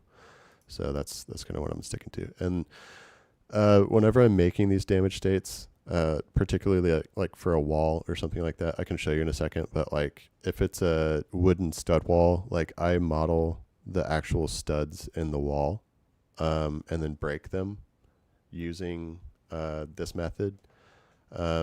This wall is going to be like a cinder block wall. It's in a prison. It's going to be kind of reinforced in some way. So I try to think about those things as I'm modeling the damage to that object. So for this instance, I might like, you know, make some cracks starting with this kind of top angle up here, but then I might just go like directly down and model like kind of like a block shape. And then maybe, you know, I'll come down a little bit further and start to make like some jagged edges, maybe start to make some cracks in the model.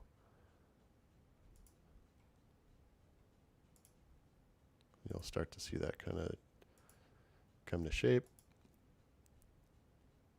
And maybe more jagged edges, and then maybe, you know, another block.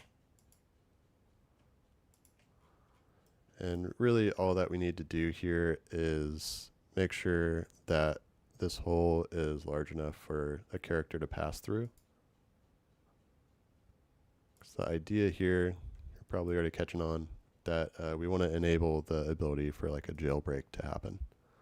So if someone like gets imprisoned in this thing and you know, their buddies come do like a jailbreak for him, they could maybe breach into the other side of this cell block and like breach the wall, maybe, I don't know, rather than like trying to break the door down or whatever.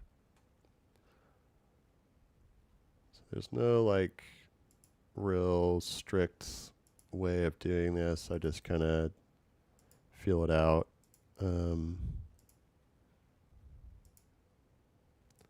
don't want to make it like too complex, because the way that this works is we're going to end up replacing our original model, the undamaged model, with the damage state, which if you're using like basically a box for the undamaged wall, if your damage state has, say, a ton of cracks and different faces and stuff in it, it's going to introduce more like more faces, more triangles to the object, which will, if you do that like overboard, it's going to overload the engine, like the Enfusion engine, and that'll create like lag and maybe desync within the game. So, you know, I try to make it somewhat detailed and believable, but also thinking of keeping things optimized, especially for our friends playing on Xboxes and PS5s and stuff. They don't have, you know, 16 gigs of VRAM like I do, or, you know, so they can't really process super complex models.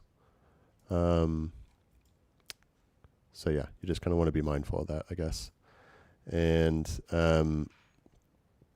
you know, I've never run one of these assets. Never run one of these on like a official large server, so I don't know how they will ultimately perform, but I think a lot of the performance is based off of textures and the amount of textures that you load in versus like the number of polygons themselves. And frankly, like whenever I reference models within the game, they tend to have a much higher poly count than the models that I create with Plasticity. So I feel like I'm probably doing okay, but just a kind of a caveat there is I don't really know. Um,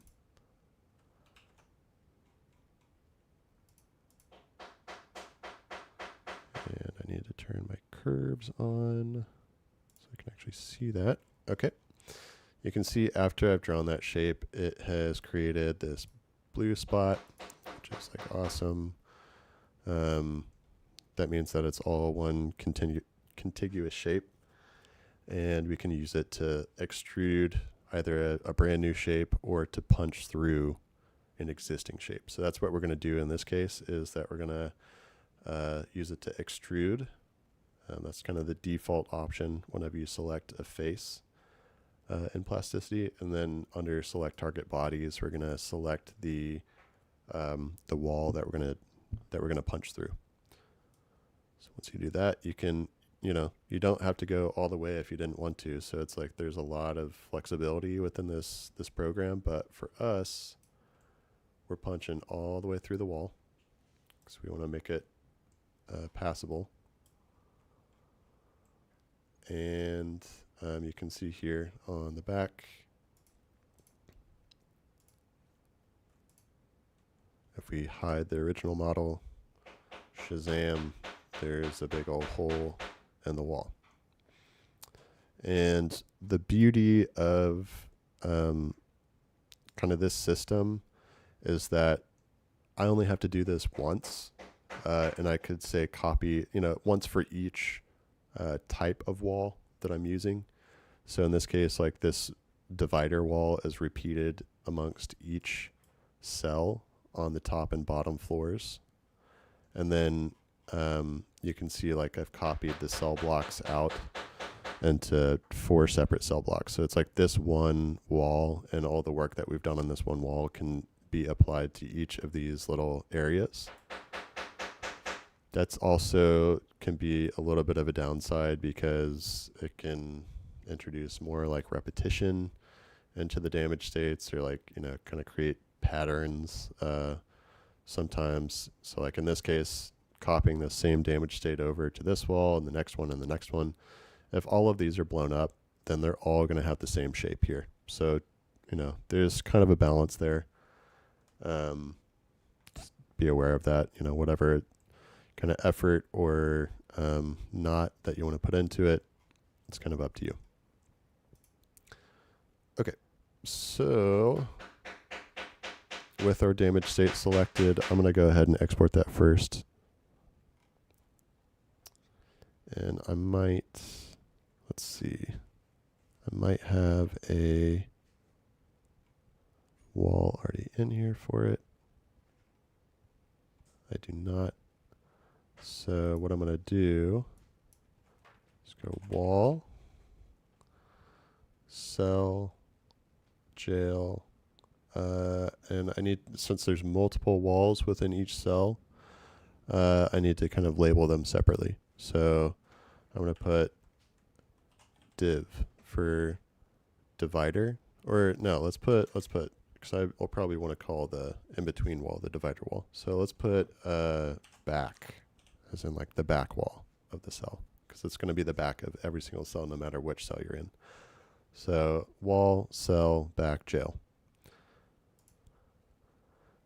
This is again where the export resolution kind of comes into play.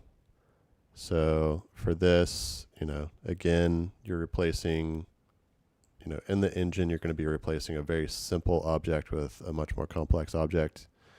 So you want to be mindful of the resolution, but you can see like there's not a ton of polygons on this thing, despite all the different faces that it has. So I'm going to go full density on this and just hit OK.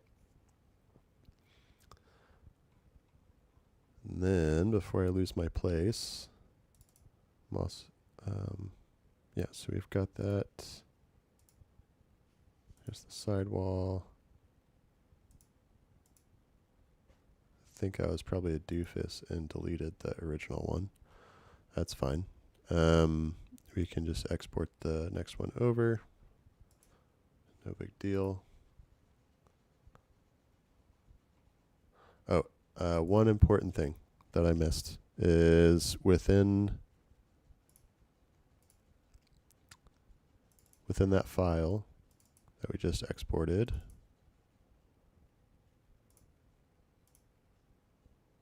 Let me go by date modified. So right here, I failed to, failing a lot, to label it as the damage state. So the way I do that is just put an underscore DMG at the end with the same name that I'm going to export the parent object at. So export that. I'll just select the original and delete the extension. This is, you can see how much more simple this is compared to the polys whenever I exported this. That's at full density too. So I'm going to keep it at full density because if you export at lower densities, you know, stuff might not stick to it. Bullets might fly through where you don't want them to. So with this being a wall that we want people to potentially breach, we're going to export it at full density to ensure that, you know, this whole surface is sticky and blocks bullets and does what it needs to do. So with those done, let's keep rolling with this file for now. Hide what I don't need.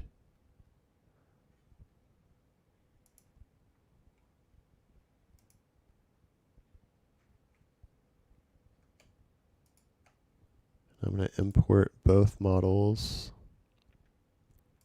the damage state and the original one.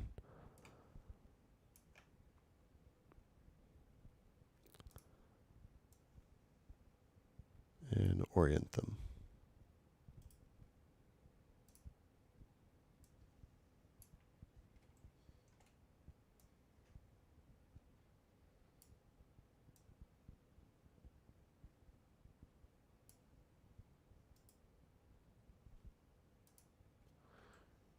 This will be extra shiesty because I didn't keep the original model in its spot. So we're gonna have to like align these two, one on top of the other.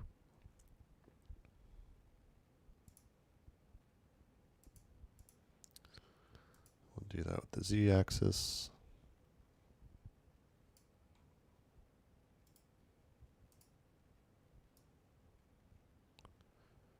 Will be a little bit more precise with this one just because we need to make sure that whenever one object is replaced with another, you either have to offset the origin in Enfusion, which is a lot less precise, or they have to just be lined up whenever you like import them. So typically I would keep the damage state like nested within the original object. So that way I can just turn one off visibly and then the other one's in the exact same spot. It's just the new model. So I've got 1, 2, 3, 4, 5, 6, 7, 8 and a half C. 1, 2, 3, 4, 5, 6, 7. Okay, so maybe if we go somewhere in here.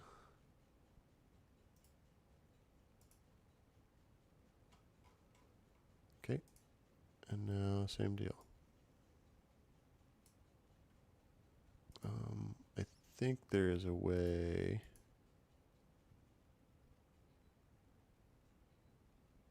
to show the wireframes. That's maybe a little bit easier.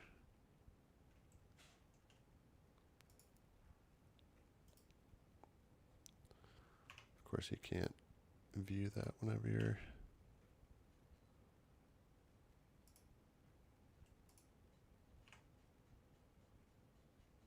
There is a way. There is a way. I am just bad at Blender.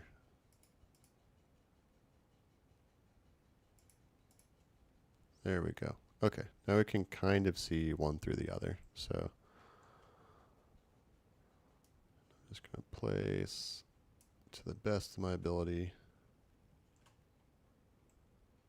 one model completely inside the other. So I think that's fairly close. Close enough.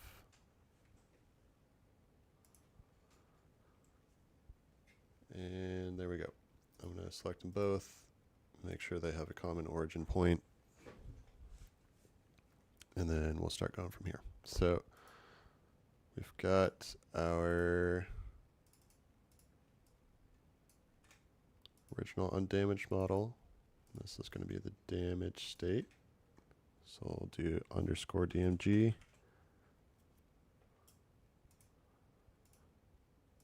And then this is where you need to consider your colliders a little bit more. Again, it's really simple stuff, like we're not going to be using any crazy colliders or anything like that. But one of these is a very simple wall, and the other is not. It's got much more faces to it. So the way we need to handle that is with our colliders. Again, we're going to select the model, copy paste. For our appendage on this one, since this is the simpler model, it's essentially a cube, not a cube, but it's like a whatever you'd call it, like a column, I guess. I haven't taken geometry in like 20 years, so give me a break. Essentially, it's a box, so we're going to call this a UBX underscore for whatever U stands for, and then BX is box. So that's the simplest, or one of the simplest colliders that you can use. We don't need a UTM or a triangular mesh for this collider, just because it doesn't even have enough sides to take advantage of that. So this will be a UBX. And then whenever we set up its colliders, we can do maybe concrete. And this is going to be building fire view. And that's so we can stick C4 to it.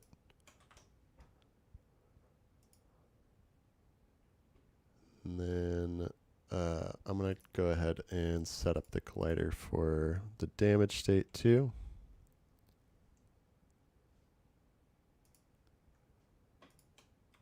Just copy that. And instead of UBX on this, it's not a box. We need it to be a triangular mesh because it's got all these wacky angles and stuff in it. That'll be UTM. Just like the other kind of more complex objects that we've exported. So same configuration. That's going to be concrete and building fire view. And okay, from here we can just do, I'm going to actually turn both of these on, and we're going to assign our materials.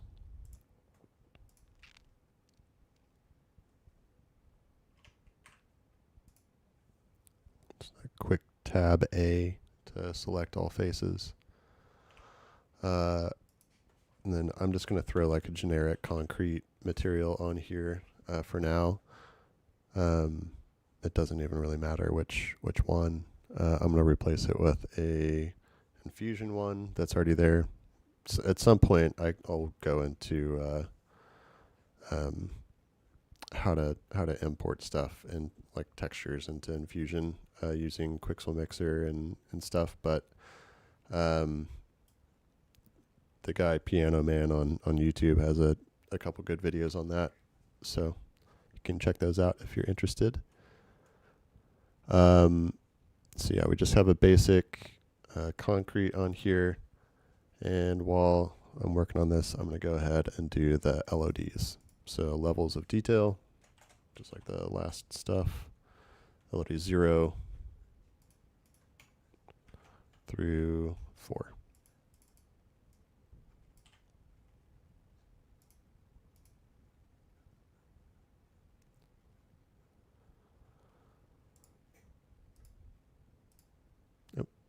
Didn't want that.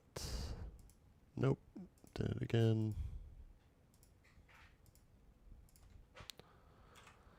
So LOD1 is 80%. LOD2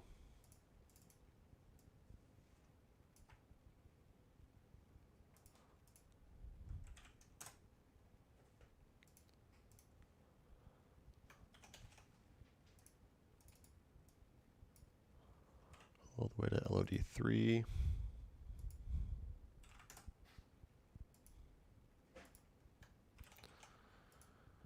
And last one. These aren't even really going to be that big of a deal because you can see the number of tries is like less than 1,000 on this, but it does make a difference in the actual shape. So that's the original. That's with it all decimated.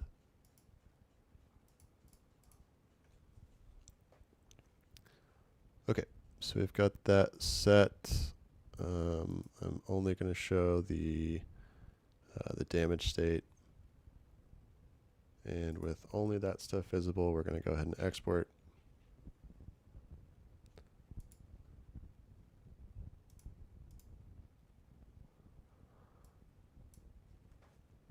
This will be wall, cell, back, jail.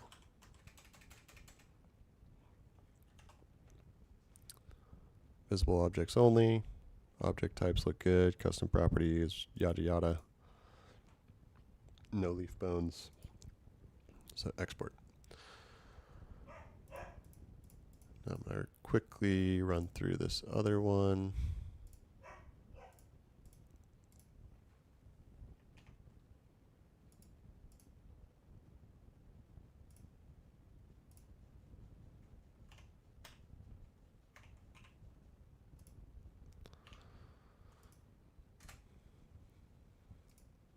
Select the same concrete. It is important to assign a material whenever you export these, even if you're going to use a different material within the engine. And if you don't assign a material, it doesn't really create like a UV map for the object itself. So it like doesn't quite understand how to like project. Like the engine doesn't understand how to project textures onto it, and they'll bug out.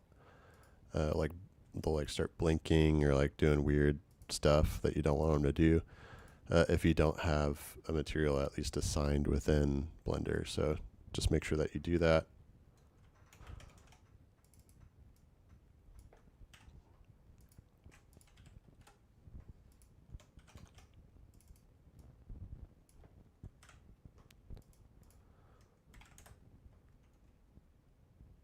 Yeah, I mean this is kind of overboard at this point, considering the first LOD has only 30 tries. We actually haven't decimated it at all. So I'm just going to delete these other levels of detail. For this, we really just need, I guess, the first one. Because it doesn't seem to be reducing like the number at all. So go ahead and export this. FBX. Again, forgot to name our damage state, so I'm going to do that really fast.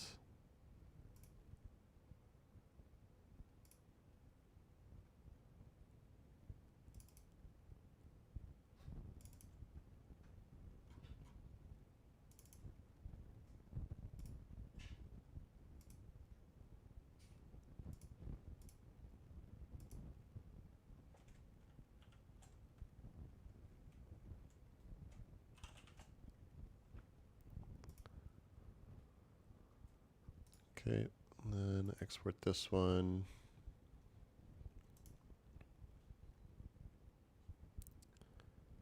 Without the extension.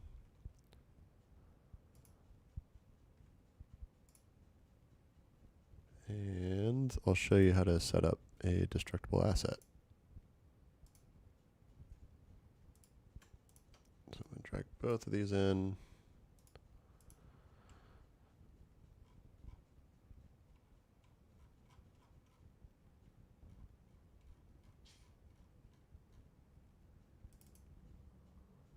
sure they look correct.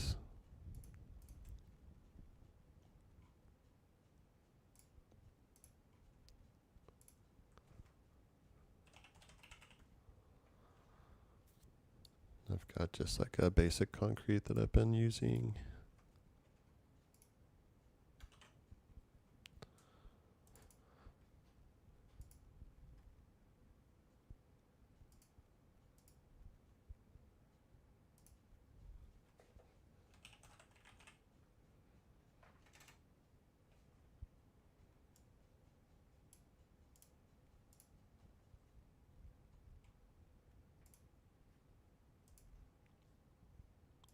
Okay, so I've got those set up.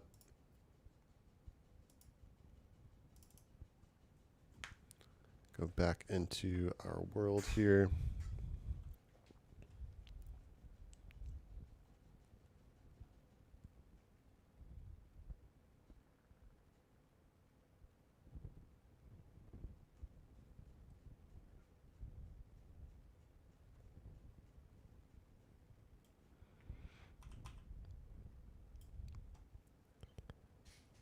Just gonna really quick turn off the user action stuff.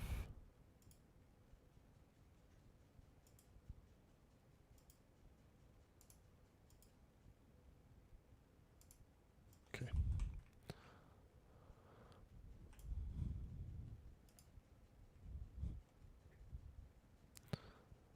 Okay, and so here's all like the prefabs that I've set up for the jail already.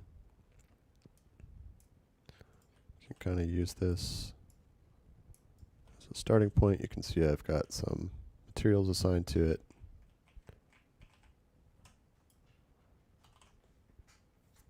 Now we need to set up the prefabs for the walls. So for that, there is, I forget where exactly it is. It's probably under structures, under prefabs, structures, and then core. There should be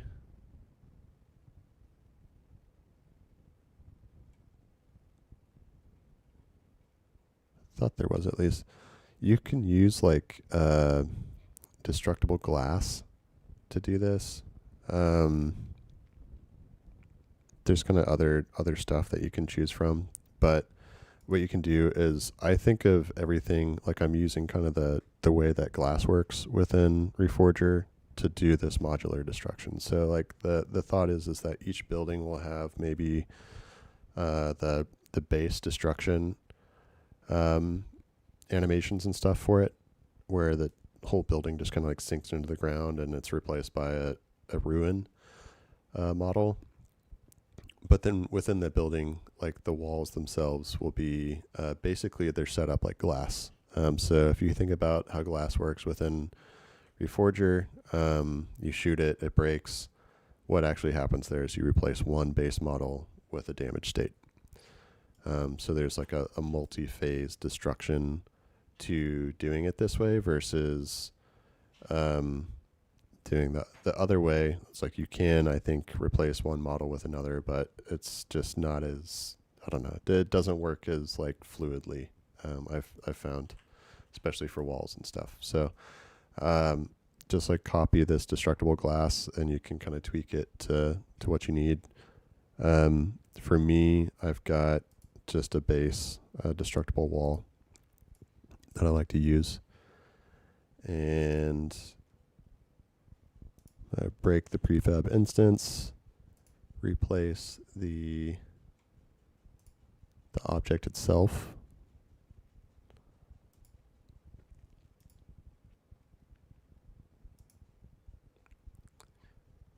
With my new one.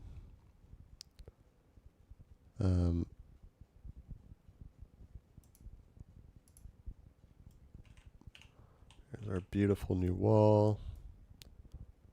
We can place it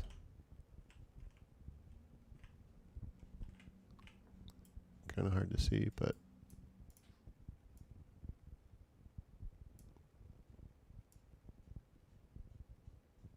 place it where it needs to go.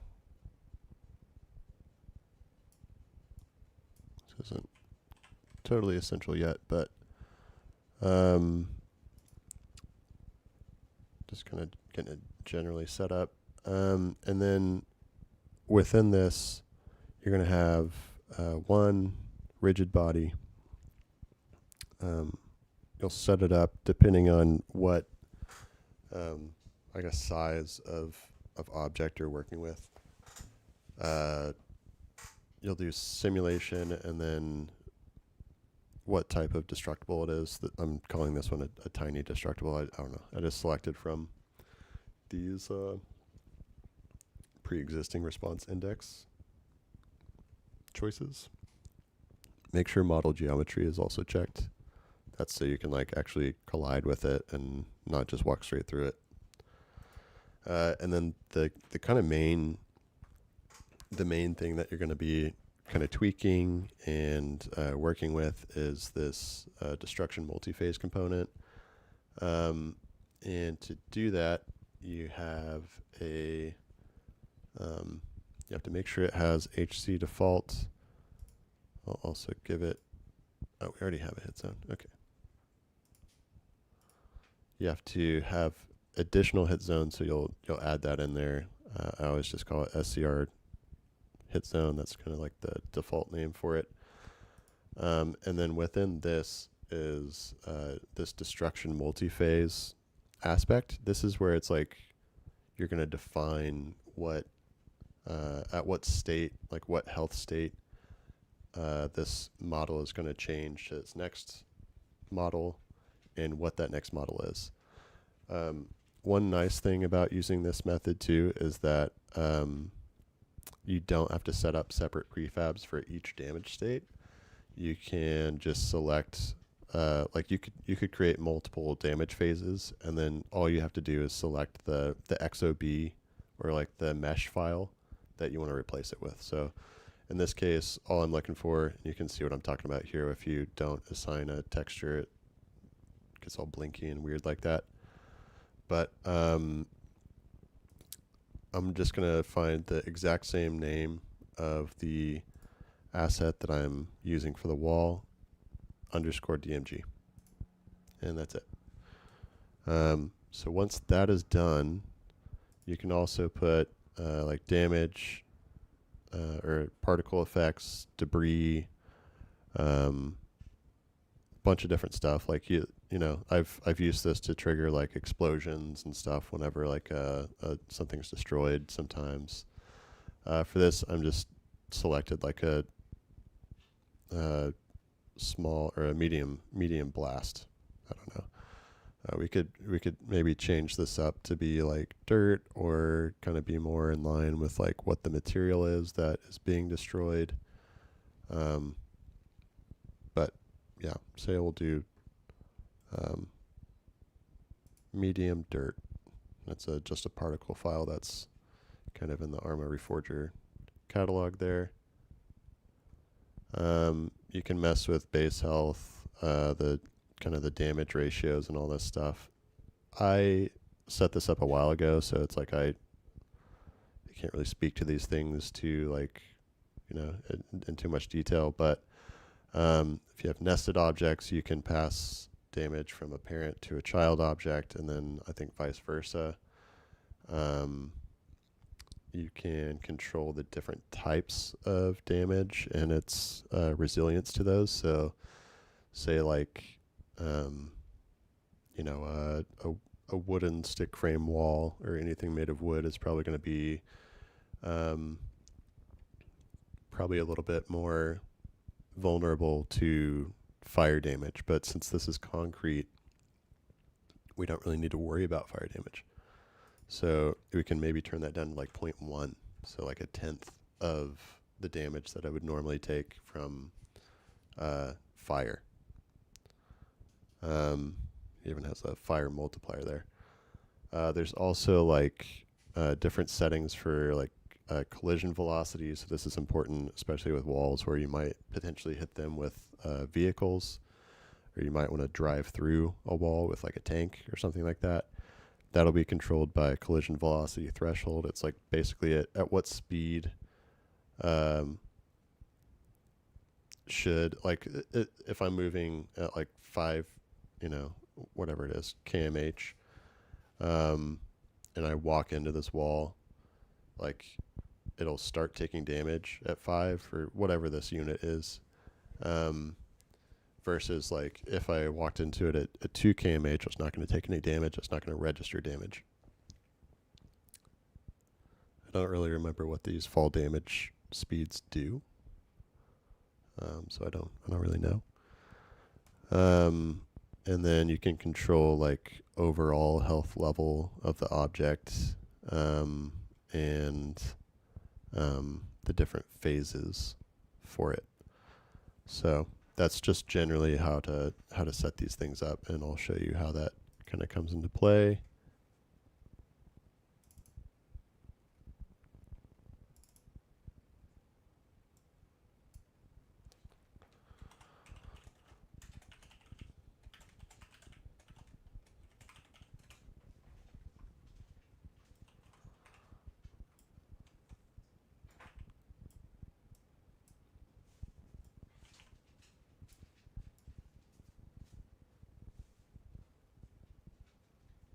So we'll just do a quick demo of like how this works. And you do kind of need to like tweak the damage levels to like fine tune how you want these to work, especially with different materials and stuff. You'll have to kind of have different settings, so you can just think about like each type of wall that you might want to build and how much damage or what types of damage it might be vulnerable or potentially invulnerable to. So for this one,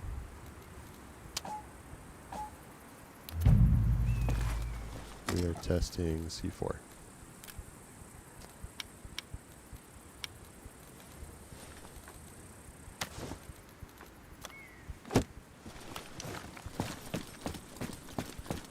So again, you want to use the correct colliders. Make sure it sticks C4.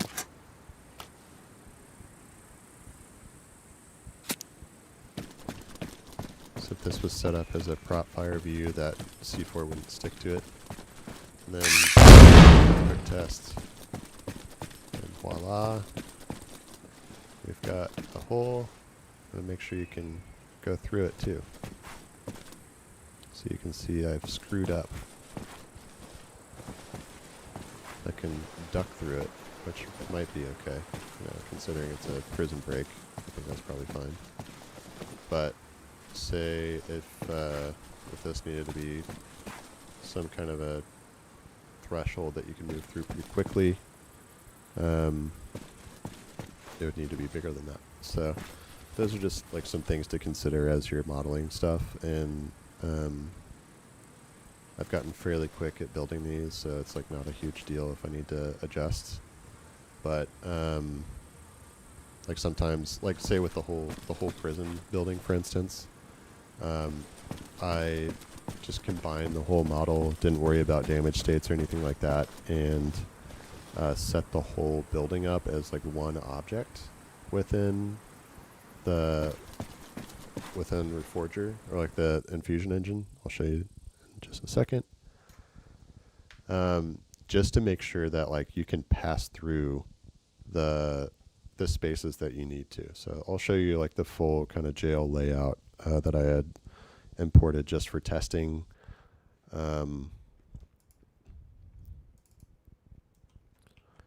can see I've got it broken down into kind of each different piece, but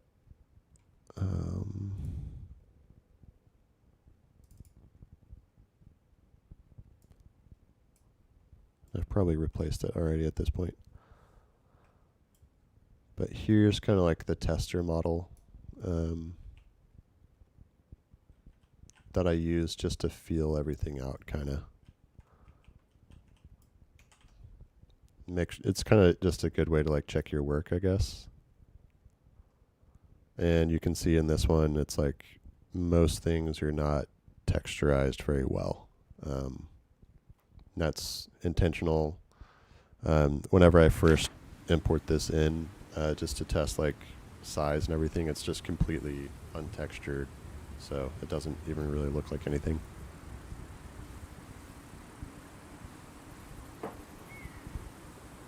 So this one's kind of like in between, just to get a feel for all the components and how they might fit together.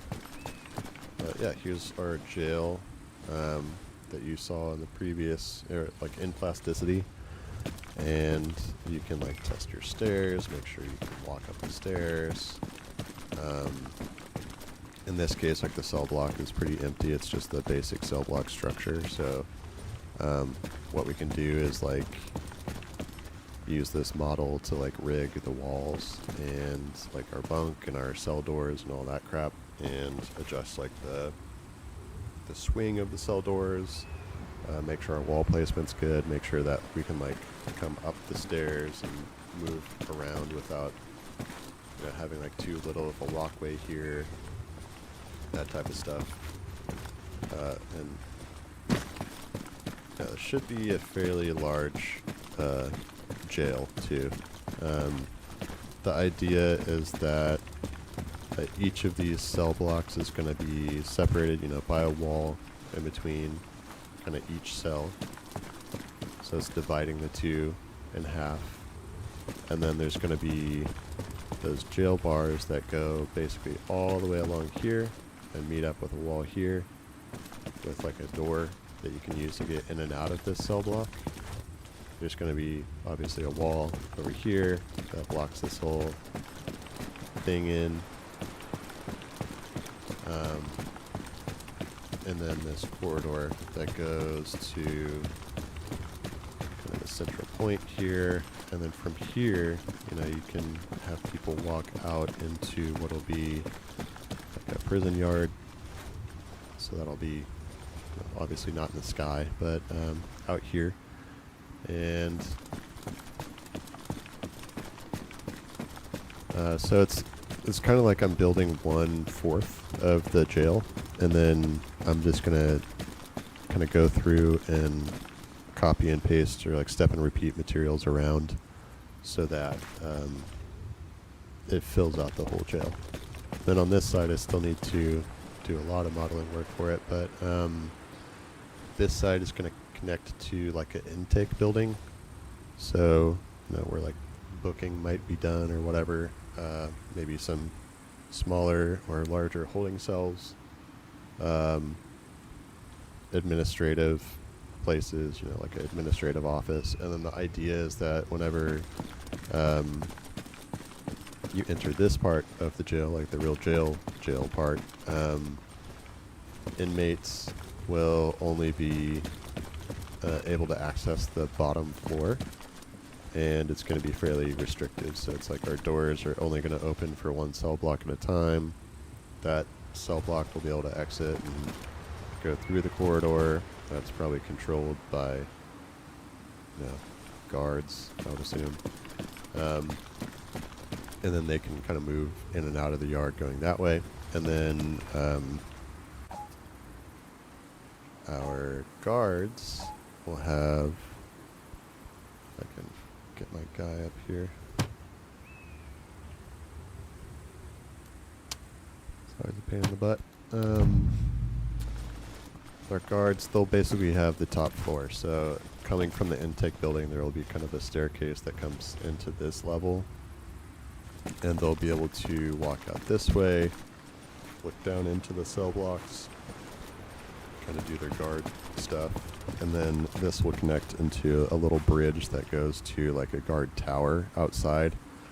And, imagine this field is the yard or whatever they call it. Prisoners can go out that corridor over there. It's just a mirror of the one that we looked at. And they'll be able to go out and be overseen by guards in the tower. And if you're here for the first part of the stream, we were talking about, it would be awesome. Like, I would love to figure out how to do this, how to make like a control panel here that controls opening and closing of each individual cell door, so that guards would never have to go into the cell block to kind of move prisoners around.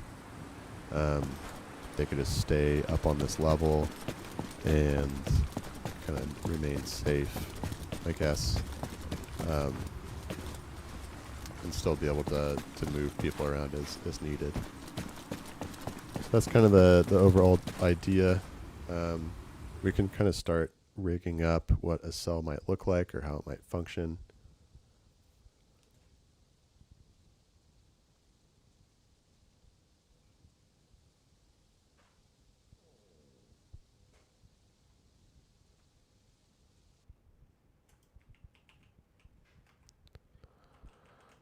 Alrighty, so got our cell components here.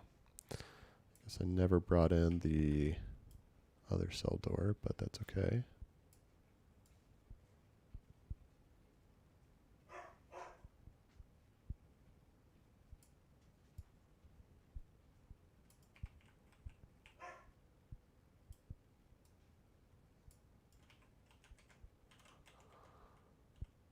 Okay. And I haven't rigged the divider walls yet, so I'm just going to use these for the time being.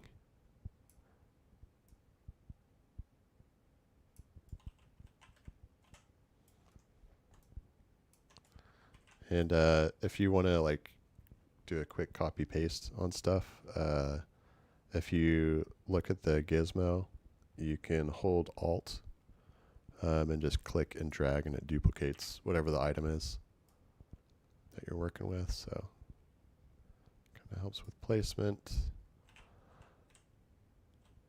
And I'm just laying this out just to kind of see how the doors function mainly. I'm going to end up replacing these walls, so I'm just going to kind of duplicate them just to have something to work with.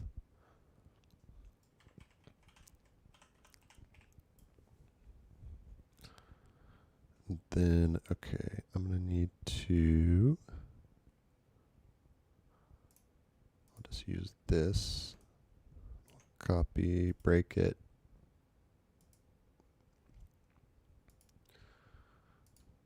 Do a quick replace with cell bars. I'm going to disable this multi-phase destruction component for right now because I don't have a damage state for this yet. I will make one, and it'll be configured like the same kind of general way, but for now I just kind of want to see how this all works together.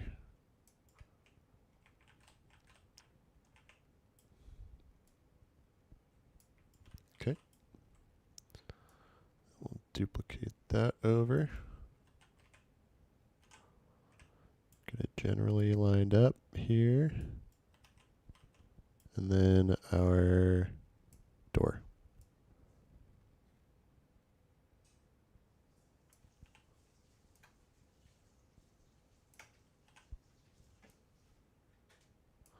The door is going to have to go slightly in front so that it can move unobstructed like.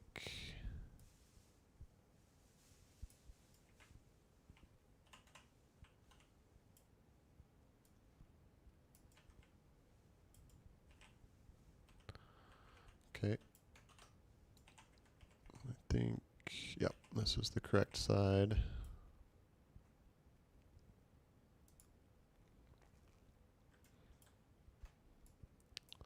This will be for the bunk.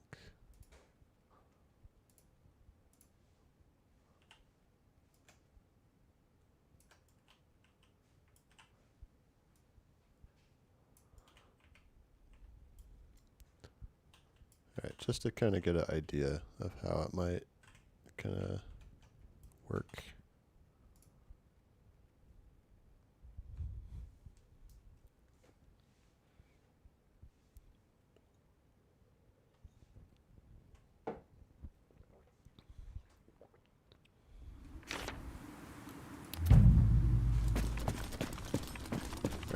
So again, the idea with this is, we don't have the control panel like we want to in there just yet. We might be able to figure that out, but we want to restrict the ability to open this door from just the outside. So, and you can see it's being a little funky right now. We can adjust that. But if I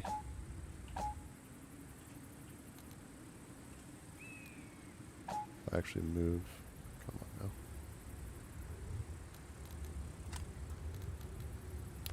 This is my nightmare. Alright, let's adjust the door first. That way I can actually get in here. Whenever you have multi-story structures, it can be a real pain in the ass to like place a character on higher floors or different floors.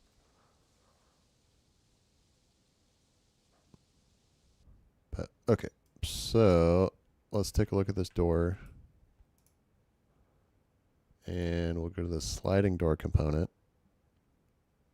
And the angle range is what we want to adjust. And I think this is like a percentage.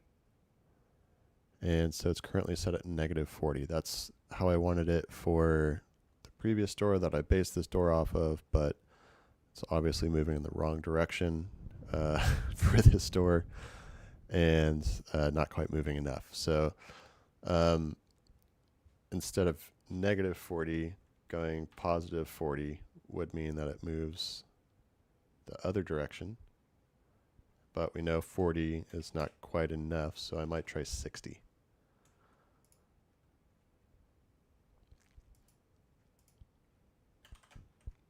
And we'll see how that works.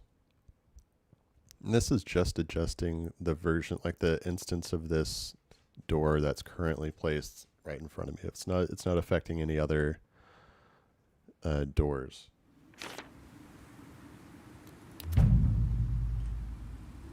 So there we go. We've got a door. Can't access the context from inside. See if we can close it with Game Master.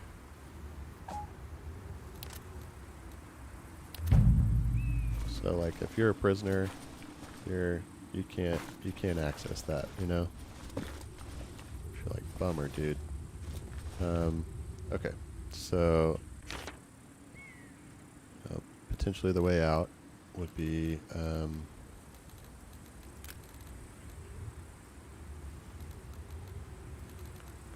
your buddies are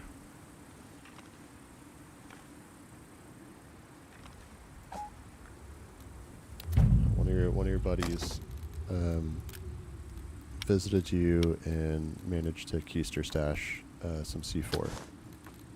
Wouldn't recommend doing that, but you know, gotta do what you gotta do, I guess. Put that here. This is almost certainly gonna kill me whenever I explode it. Maybe I could like here.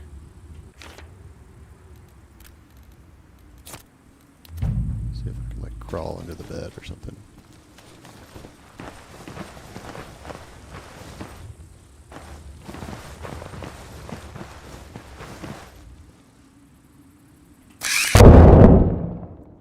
It definitely killed me, but you could absolutely get through there, you know? Oh shit.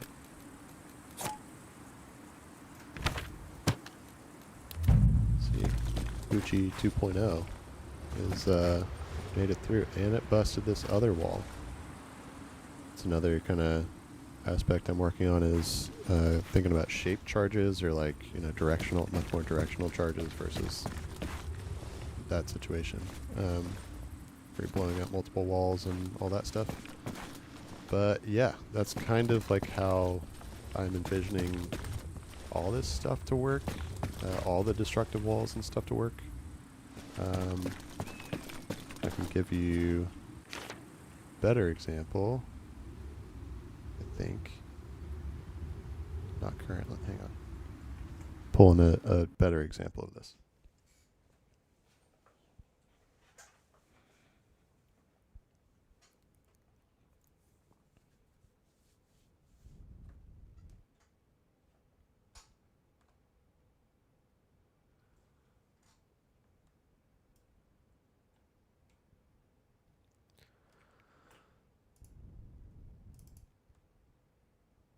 which is our hotel. It's a pretty cool little hotel. We've got like a underground layer down here with a ramp that you could drive into and access from outside. There's going to be a stairwell here, and there's another piece that has like an elevated lobby that goes to where there's stairs like over here. But just to show you how this is kind of built out,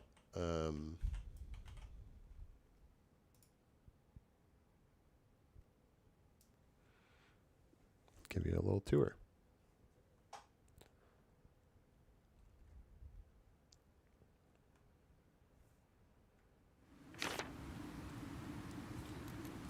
And what's a tour of destructible assets without some C4?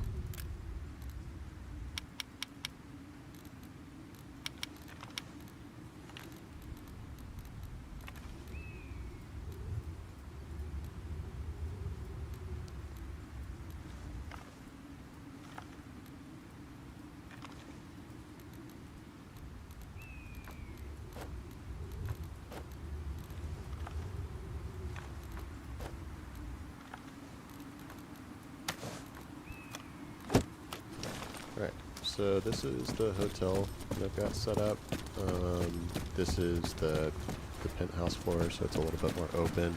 I don't currently have windows on this version of it yet, but I do have windows for all the floors here. All of these walls are, except for like the core concrete and the floors and the ceilings, all of these walls are destructible. So this is a toilet nook.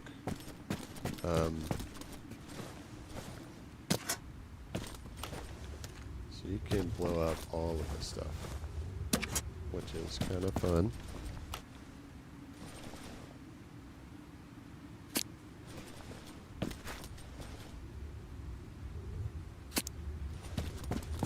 Just to give you a quick example, and these are we have two different wall types here. I've got like a block wall similar to what I just built, and these others are I'm thinking of just like as a wood stick frame wall, so you can kind of see what I mean whenever modeling the different damage states.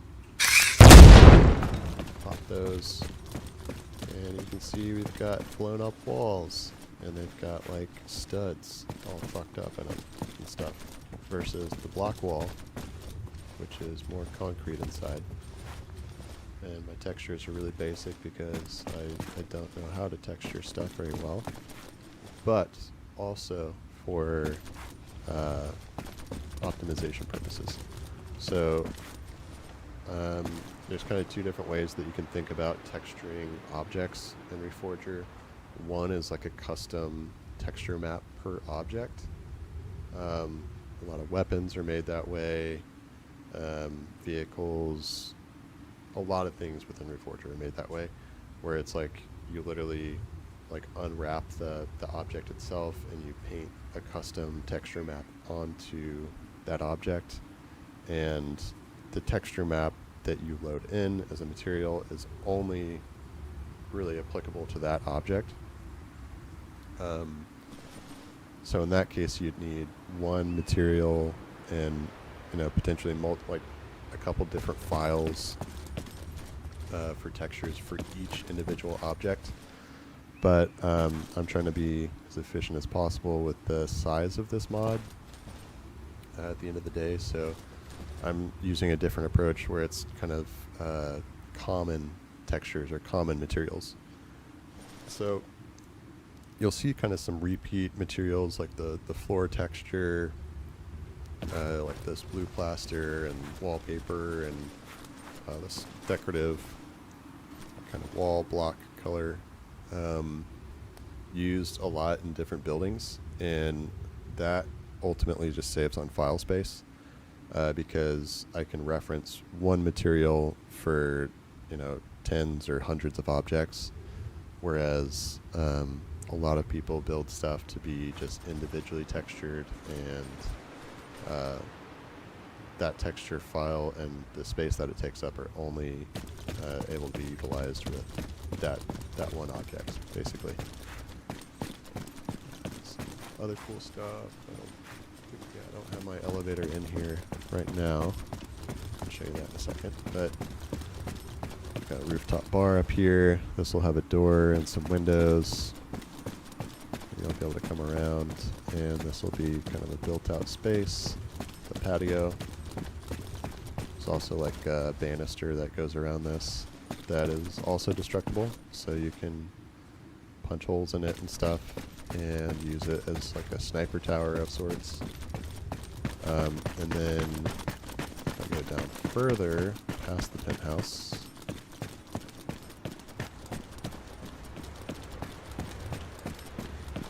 these stairs are such a pain in the ass to model. Oh my god. We'll get to that one day, but this is what the standard floor looks like, and it's just a hotel. So this has got all destructible walls. The doors are also destructible. I don't have like damage states built out for these yet, but I just have them to basically clear once they have exploded.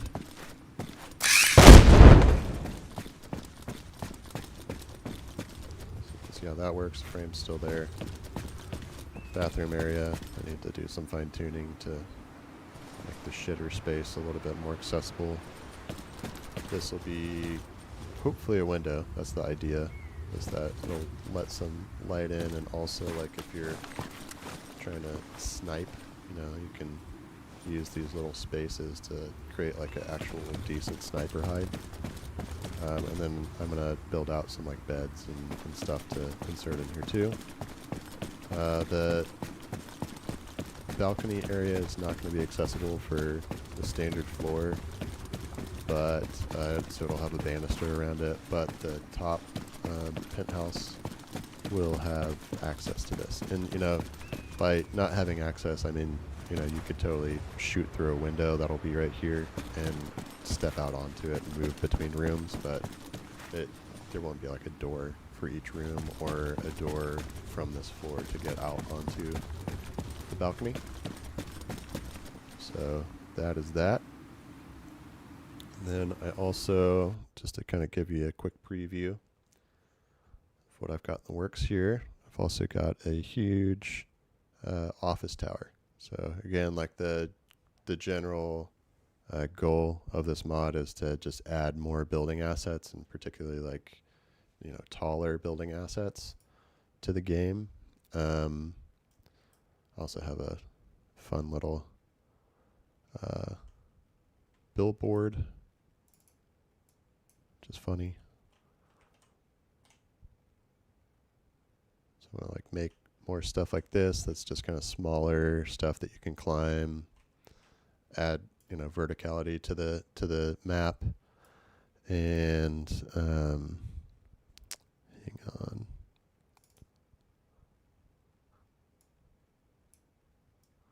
Yep, here's the skeleton for the office tower, which I think I'm going to change a little bit. I think I'm going to limit how much of this kind of split level situation is going on to like the first 5 floors maybe, and then the rest of these will be complete all the way up. I thought I had, yeah, I've got like I think a rigged version. This is not it.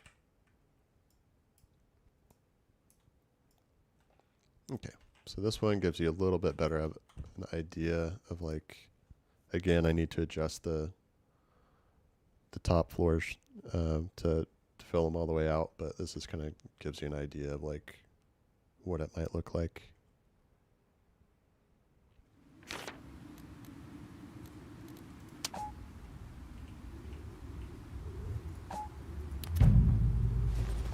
Again, what's a tour without some explosives?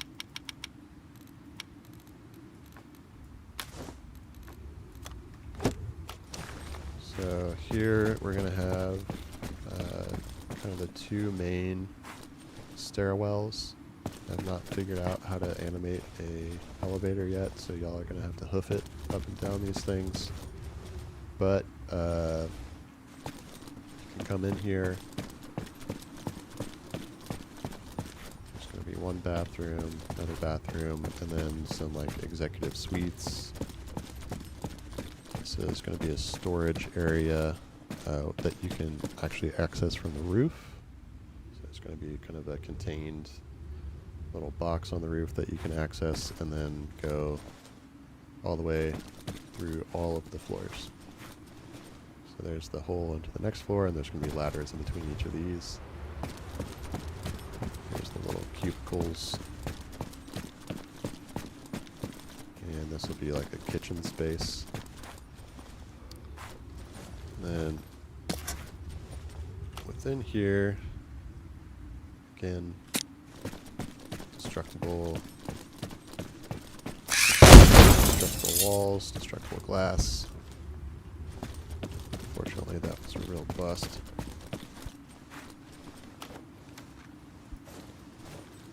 Hoping this model is actually one that I have configured to be destructible.